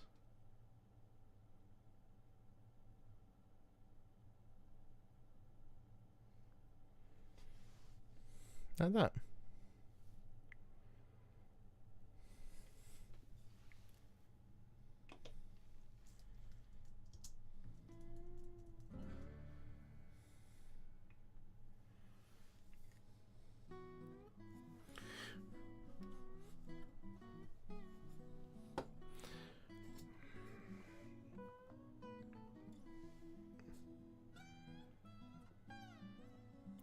after this, we've got 2 shades to do. And then 1 dry brush. And the models are done. It's exciting, isn't it?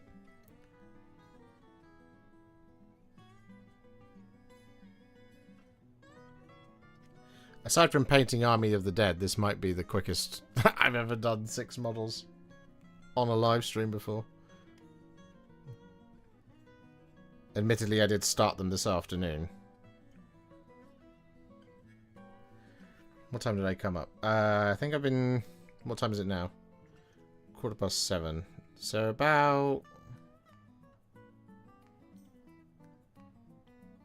We're coming up on 5 hours. So less than 1 hour. That's pretty good going.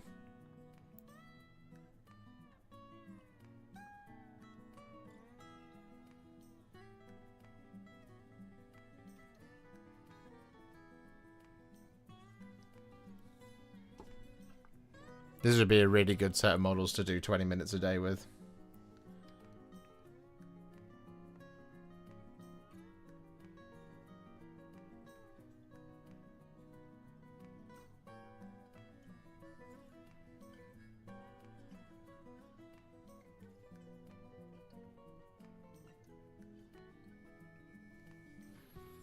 Cool. Just leave that to dry just for a minute. Trying to avoid a new AOS project whilst I do Jakari and Deathwing, but they make it so damned hard, and Sylvaneth are mighty tempting. They are. Sylvaneth. Once Sylvaneth get you, you're in. Because you realise just how beautiful the vast majority of the models are, and how quick and simple it is to paint them. And then you're like, well, this is the type of army where you literally spend a day doing all of your troops, and then you spend the rest of the week painting one character lovingly throughout the rest of the week, and you go, wow. Or you can do what I did and paint 42 of them for a live stream in 24 hours. You could do that. which is fun. I need to release the Daughters of Cain book so I can distract myself. Yes. Hi Warhipster, your channel has helped massively with my painting since getting into Warhammer last spring, so just wanted to say a huge thank you for the amazing content. Oh, you're very, very, very welcome, Glorious Milk. I'm glad I can help. You're a legend. And as speaking of legends, Mr. Jason Stemple with 10 gifted Warhipster memberships, just putting in the work today. Buddy, you're so generous. Thank you very much. You know you don't have to, right? But I really, really appreciate it, man. Thank you. I have a hard time getting the colours matched for the infantry. For which one? I missed that. Is the... For the Sylvaneth?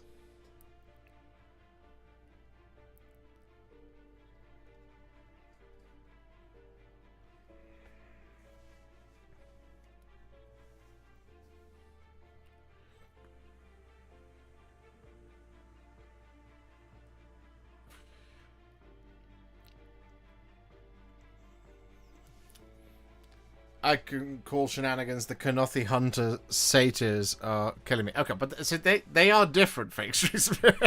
At the moment, they're not technically Sylvaneth until they are. I mean, I know they are, but they're very technically. I have the Flesh Eater Court Spearhead sitting on my shelf. I think I'll try the 20 minutes a day challenge on that, maybe. Oh, that would be really satisfying for you, Just Rex. You could probably do, like, you could do a ghoul a day in 20 minutes. And 40 days later, you'll have 40 ghouls painted. I want to paint ghouls. It's been ages since I've painted ghouls, and I've got so many ghouls to do. I think I've got another 20 ghouls, 3 more Beg Knights, and I've got 2 Terrorgeist as well. And then there's 6 Crypt Flares and 3 Crypt Horrors. That's the extent of everything I have left for Flesh Eater Courts. Oh, and 10 more Crypt Guard, actually. Yeah, I went a bit hard on the old Flesh Eater Courts, but I love them. I love playing the ghouls. They're so much fun. Grey Knight, bruh. Warhipster, love your videos, man. Really improved my guard painting. That's very kind, thank you. John Grant, evening. Still cracking on with your Blood of the Bull scheme. They are fun. They are fun, Blood of the Bull. I'm glad. I hope you're enjoying it, at least. Built my Sanguinius display base yesterday, but trying to paint armigers and knights first, but it's so tempting to change. Trust me, brother. I am constantly wanting to change course all the time, but I can't. I have to stay focused on getting the videos ready. Josh, help me decide what my next Stormcast product should be after I finish the Yndrasta Spearhead. That is a good question.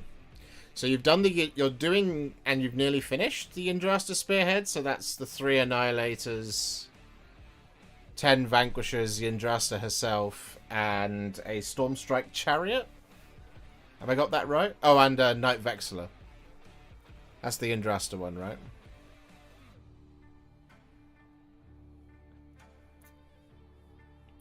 Have you done... You have, haven't you? You've done the...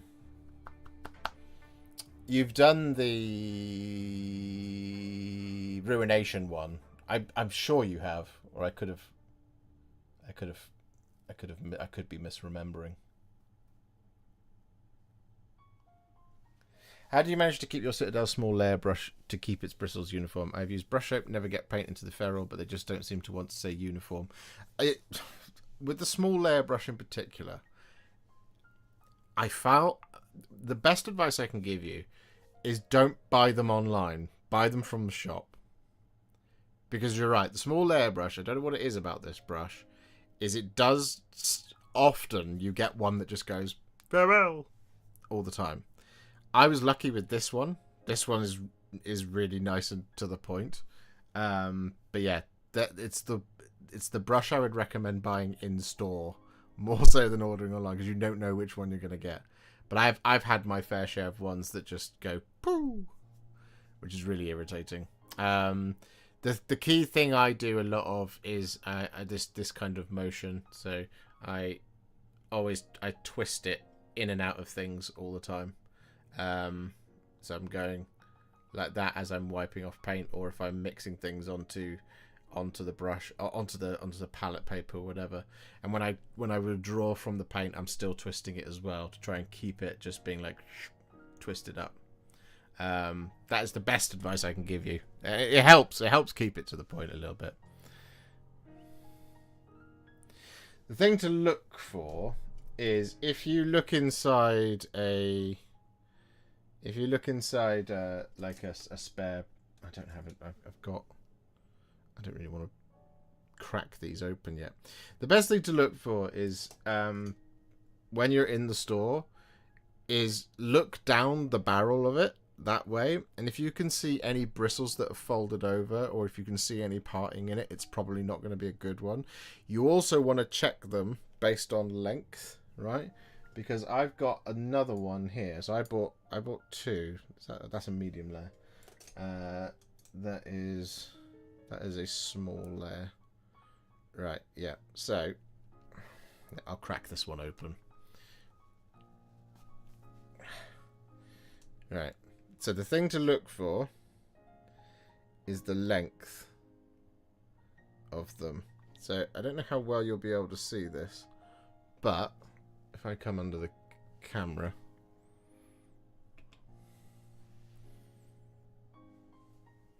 focus on my hand. There we go. So this one on the left is longer. Just. See, there's just a tiny little bit of extra length in it. This one's going to have a much finer point than this one, which is a little bit stubbier. This is definitely a small. Yeah, it is. So yeah, just trying to make sure they're the same. So this one will look fuller because it's well, it hasn't been used yet. That is an unused brush. You see how it's, I mean, it's already got a little bit of a thing. But sometimes you'll buy a small layer brush and it'll look a little shorter. That means it's probably gonna pachow. You want to make sure it's got that length to it.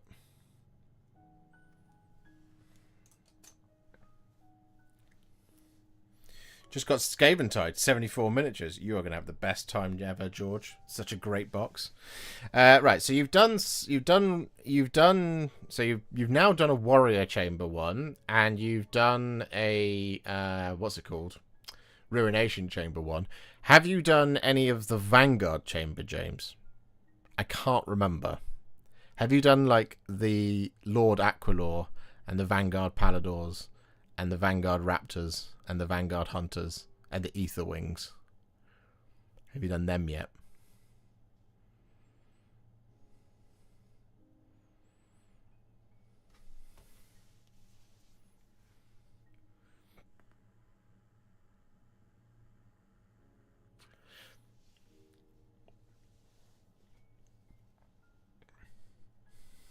Your Votan videos help me place second in Armies on Parade. That's nothing to do with me, buddy. That's all your talent. Well done. Congratulations. That's really good. Finally got to finish my Heldrake today. Going to have to take a break before working on the second one, thanks to all those spikes and lightning bolts I had to work on. I see we've had some more drops in Croatoan, firstly, with a Prince Vordry looking spectacular. That's amazing. Well done, you. And this Heldrake.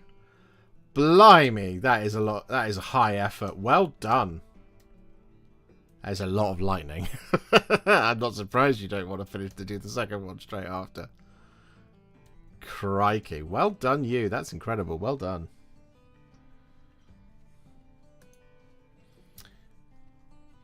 Some people are saying Stormdrake Guard. Stormdrake Guard would be good. I mean, you could go Extremist Chamber, yeah, and do Stormdrake Guard, or even do some of the pot-bellied Dracoths as well. That's another option. Right.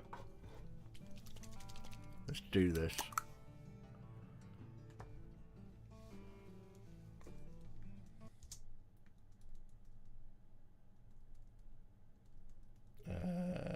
That's the screen. There we go. And we will use a medium layer brush for this. Yes. Pop all of that out of the way.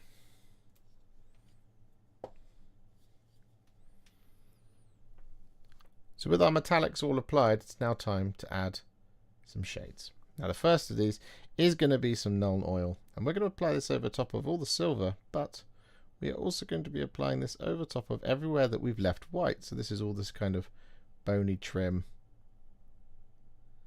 And we're also going to apply this over the top of the blue. Just like that.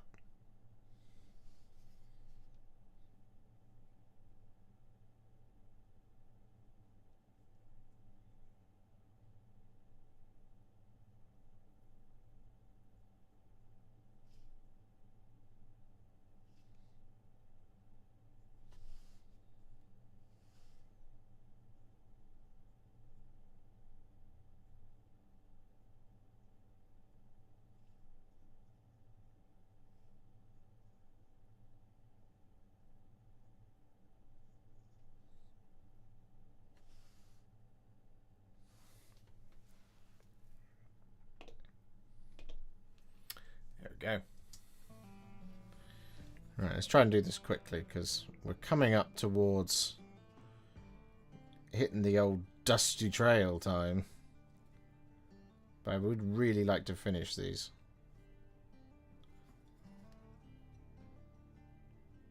The trouble is going to be the drying time, unfortunately. So we have to sit and wait for Nuln Oil to dry before we can really do anything, especially the final flourish. Yeah, we are just 2 steps from finishing the Mortek Triaxes. And don't worry, this is going to be a video as well, so you don't have to troll through the stream if you're worried about that. This is going to be a video, which will be out later this week, I'm sure. Yeah, because we've got 3 more. I think 3 more. We've got these guys. We've got the Mortis Reapers. We've got these guys. We've got... Obviously, we've had the Legion Mortek. That video's already out. And we've got Thanatek's Tithe as well. The Warhammer Underworld's Warband. On the way for you lovely people out there. And we've got a stream on Wednesday as well. Hopefully. Because we're going I've got to get it done sooner rather than later, because for those of you who don't know, I've already talked about this a couple of times, but if anybody is going to be at the Warhammer World anniversary this weekend, I will be there.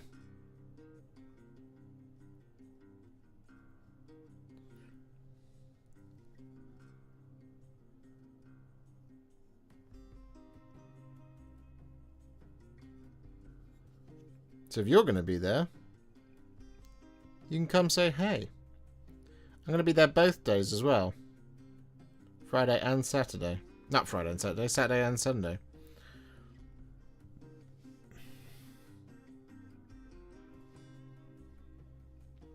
Underworlds. This is for me specifically.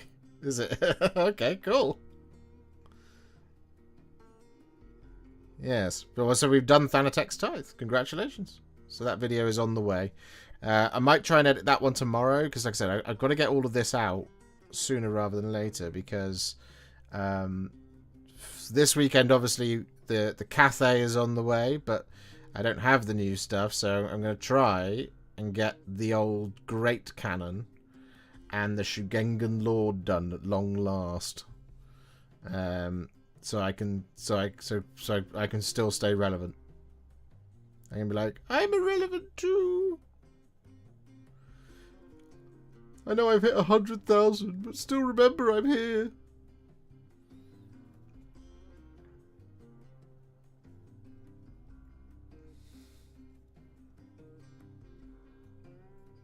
And I panicked last night because I was like, I actually don't remember what I've done with those models. I can't remember where I put them. And then I remembered when I went downstairs. I know exactly where they are. They are in a box. Which is quite funny.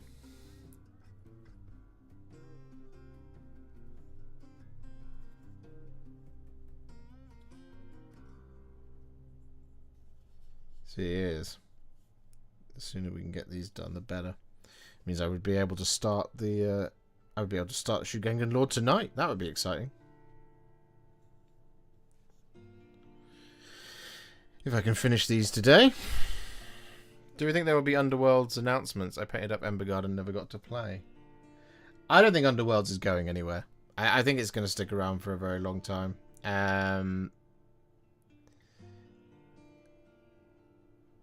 Because it keeps, like...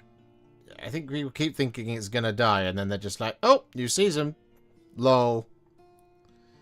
So yeah, I think it's going to be around for a while. I mean, it's been around for ages now. It's a pretty old game, really. It's one of the very few games that Games Workshop makes that is actually designed to be competitive from the get-go, which is pretty cool. It's how it's intended. And it's always mystified me as to why they haven't done a 40k equivalent.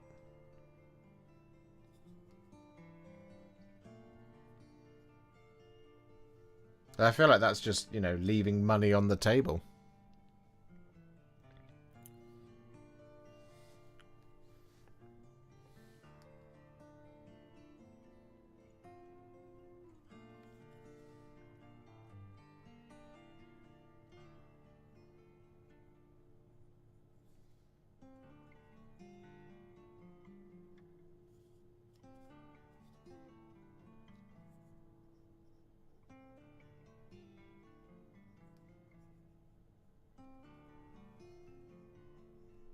I would imagine, though, that they tried, and for whatever reason, they just didn't think they could make it work.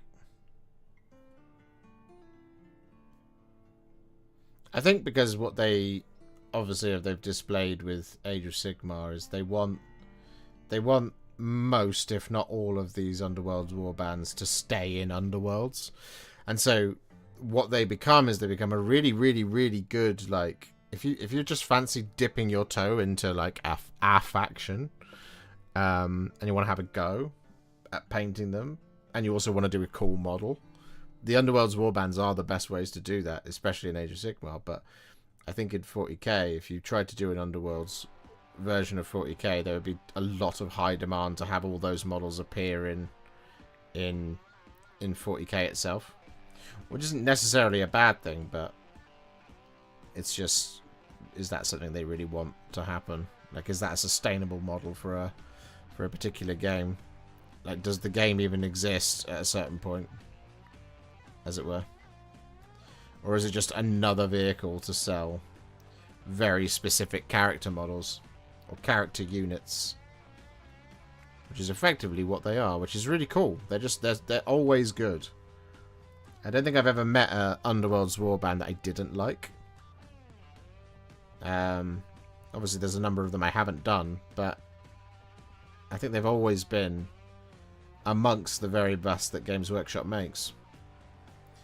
And yeah, it just has always confused me as to why they have never tried to take that same methodology and put it into a 40k game.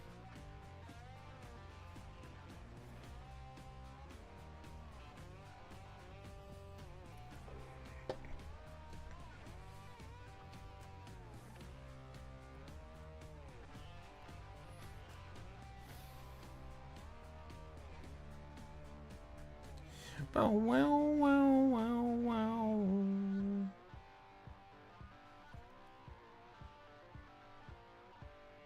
Boo-ba-doo-ba-doo.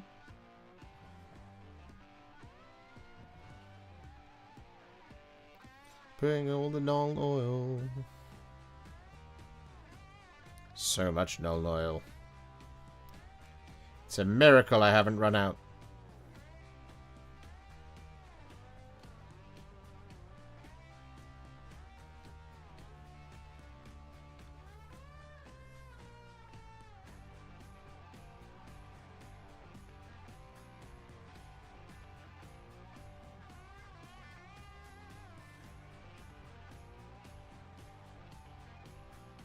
No.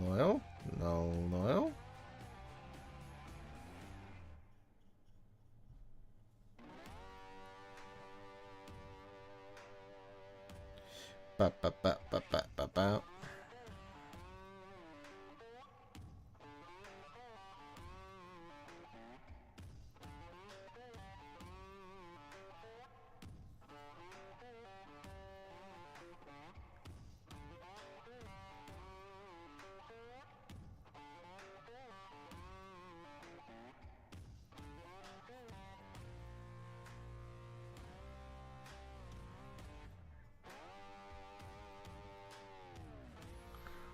Okay, one more.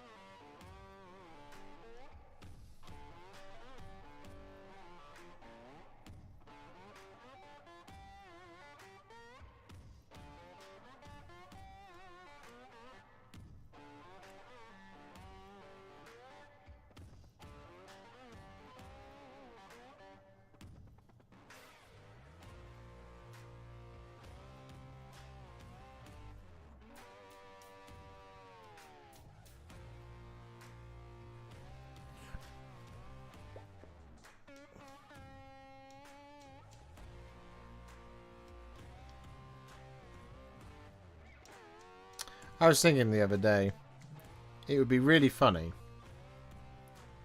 if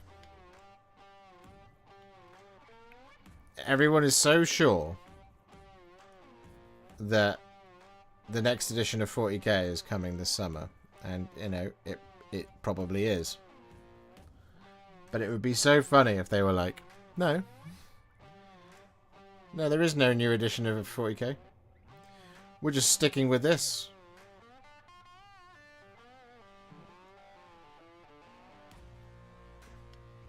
Instead, we're just going to do Grotmas every month.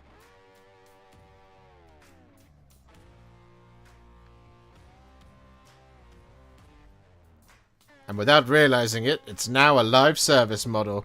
Oh no! Gasp! Buy the Warhammer 40,000 Battle Pass!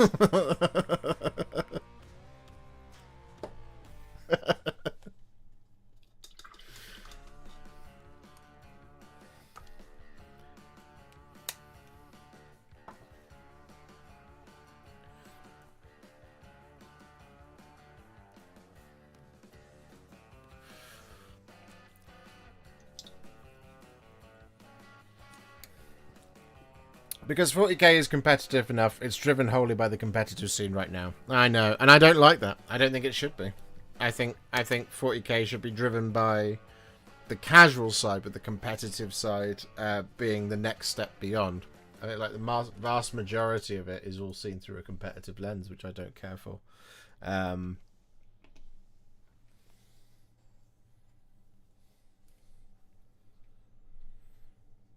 And with that null oil applied, we then take a teensy tiny little bit of Reichland Fleshshade, and we apply this over top of our little gold bits. Like that.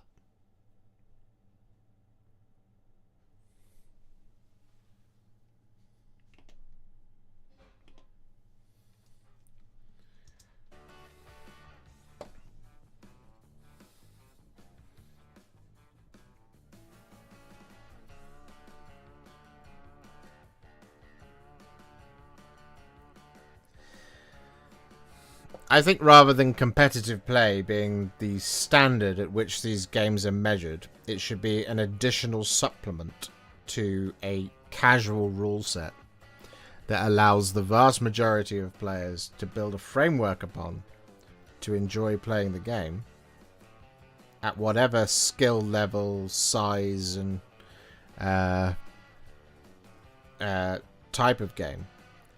But that you then have, in addition to that, you have the tournament pack, which actually creates hyper competitive situation that you make the standard for hyper competitive play. I think when you make competitive play the baseline of the game, it means everything becomes competitive. And when everything becomes competitive, it means that like the mood of the game comes down, but also like the types of models that they sell change. You end up with these really narrow things, and then the discourse becomes, I don't want to say toxic, but the discourse around the game becomes viewed through a competitive lens.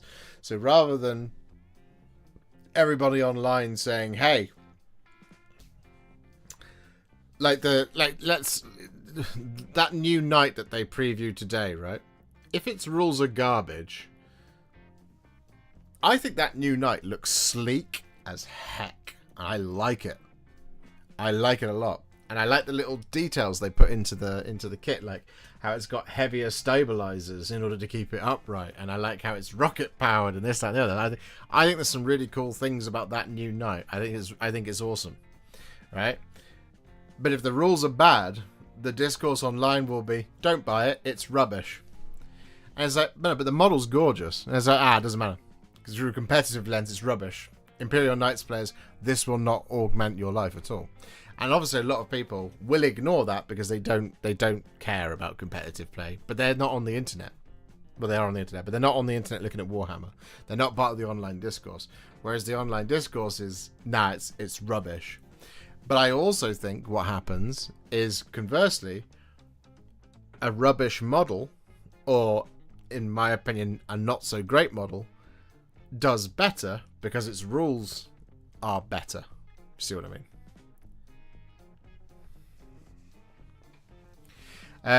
James says, I got a call and missed your suggestions. I see folks saying dragons in the chat, and I have a few dragons I could paint, but also I'm an infantry type player and want to build an irresponsible army. I'm with you, James. I'm right there with you. I asked, have you done any of the Vanguard Chamber?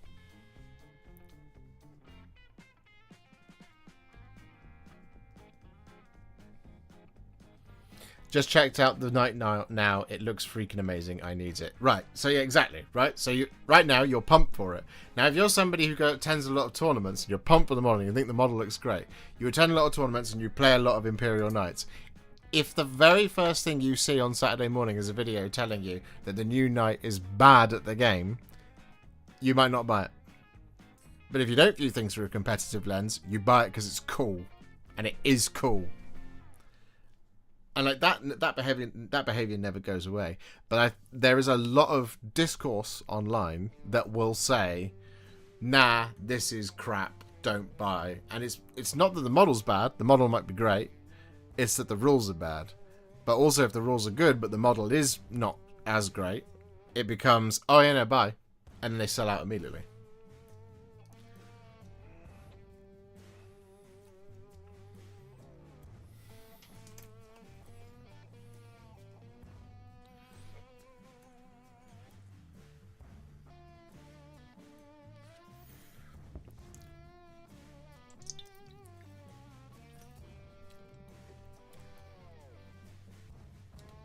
I don't know if you saw my list in Discord the other day, James. That's an irresponsible army, because everything in there has a gun. For the Stormcast. It's 6 Vanguard Raptors with long strike crossbows, 12 Prosecutors, 10 Vigilors, Yindrasta, and there was something else. I can't remember now. Let me go and scroll. Let me scroll back in time. Yeah, Yindrasta, 12 Prosecutors, 6 Vanguard Raptors with long strike crossbows, Neve Black Talon, Lowry, Child of the Abyss, and Neve's Companions, and then a Knight Judicator with Griffhounds, Mirror Shield, doesn't matter, and 10 Vigilors. Ah, so Vanguard Chamber might be right up your alley. So you've got the Vanguard Paladors, the Lord Aquilor, the Vanguard Raptors with long strike crossbows and hurricane crossbows, and you've got Ether Wings, little birds. They're very cool. What else? Paladors, Raptors, Hunters, and the Aquilor. Yeah, that's a good little chamber to add to. Plus, you know, you've got all the fur and things to give you another thing to add to your. There's another texture.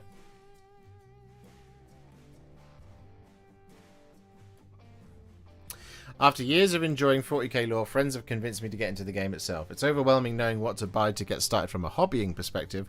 What would people recommend? That's a very good question, Bill Wilson. The best place to start, there's 2 ways you can go about it. You can either start big and go for like one of the sort of like box sets, like a combat patrol or the Command edition of the main game, which has Space Marines and Tyranids in it. If you don't want to do either Space Marines or Tyranids, and you're looking to start from a hobby perspective, but you want to start with a good chunk of models, a Combat Patrol is a really good way to get going. What I would also recommend, though, personally, if you're looking to get started and you're looking to ease yourself in, is not to go too big too quickly. It's to pick something you like the look of, and just get that one thing, and then just do it. Like, build it, paint it, base it, do all of that, to see if you like it. Because if you like it, then you can go bigger and do the next thing, and see what I mean. There's a couple of little routes in. But yeah, the best thing to do is just look at what you like, and just go for it. But don't go too big too quickly.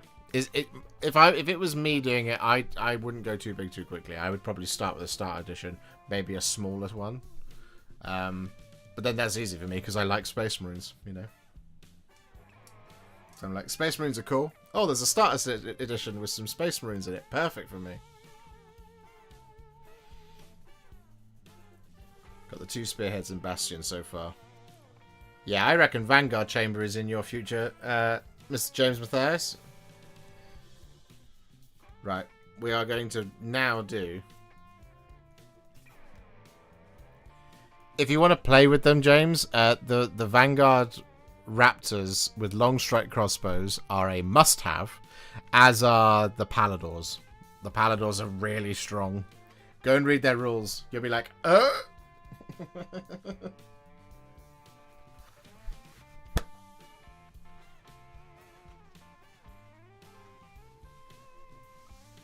Any plans for more old world content? I'm going to film some old world content this week, hopefully.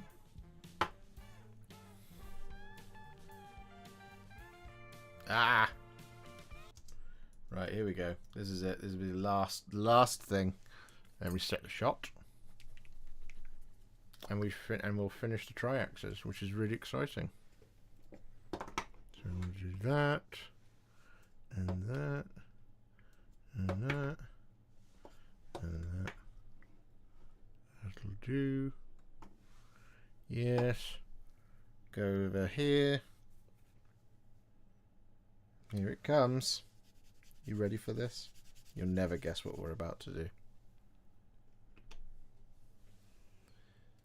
So with those shades applied, we'll start that again. Said that in a really weird way. So with our Nuln Oil and Reichland Flesh Shade all applied, our Mortek Triarchs are now what I would call a Warhipster battle ready, and they're looking pretty good. However, we're not going to leave them there, no. We'll take them to the next level, and we're going to do this by adding one single dry brushed highlight. Yes, I know. So that one single dry brushed highlight is going to be some Screaming Skull. And we are just going to dry brush this over the top of the entirety of the miniature. And it doesn't need to be a particularly heavy dry brush either. We just want to catch really just edges and things. But like around that blue, for example, it just adds a really nice sort of dusty, pale off-white highlight, which is really cool. It does the same thing for all the bone naturally, and it can help like iron out any problems that you have on the white or the Agrax Earthshade, for example, just there.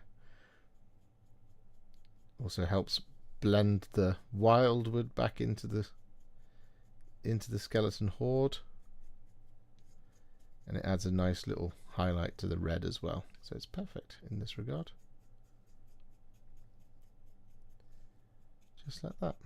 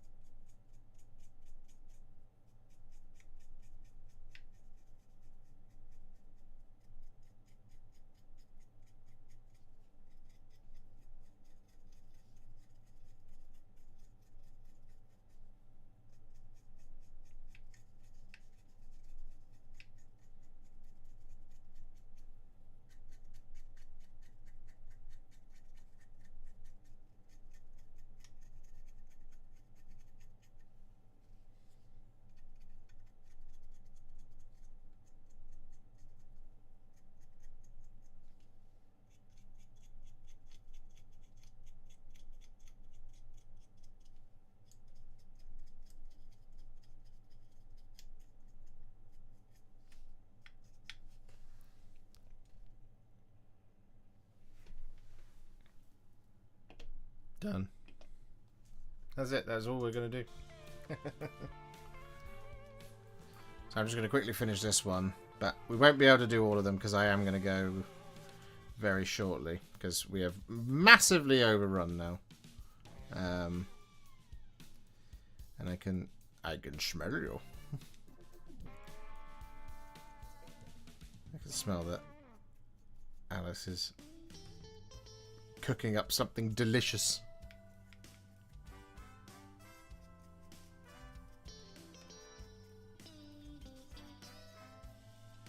There we go. Love it. And that is Mortek Triarchs. All done. So I'm going to do the other 5 models later. I'll do them after dinner. But thank you very much for coming along on this journey with me today. That is the end of the stream. Thank you so much for the gifted memberships, the super chats, for being wonderful. Thank you so much to everybody who subscribed. All 100,205 of you. You're legends, and I very much appreciate all of you. We are going to conclude things there. So what can you expect to see this week? Well, we have, hopefully, Mortek Triaxes, we have Thanatek's Tithe, and we have Mortis Reapers as well. We should be live on Wednesday as well, doing something, maybe painting a Cathay Grand Cannon or something like that. Or maybe we'll do some Middle-earth on Wednesday. No, says Sacramante. No. But I had very personal questions. I genuinely thought I'd done something really bad there. I'm really sorry. But yeah. I do have to run, I'm afraid. Good night. Good night. See you later. Yeah, we're gonna bimble off now. So yeah, thank you for hanging out with me today.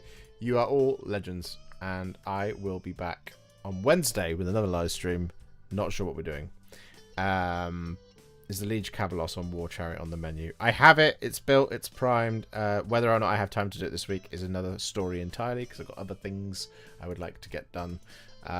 So we'll just have to see. I'll have to see. I'll try, but who knows? Anyway, I'm going now. So I'll see you later. Look at my arm jiggle. That was fun. See you later, guys. Bye.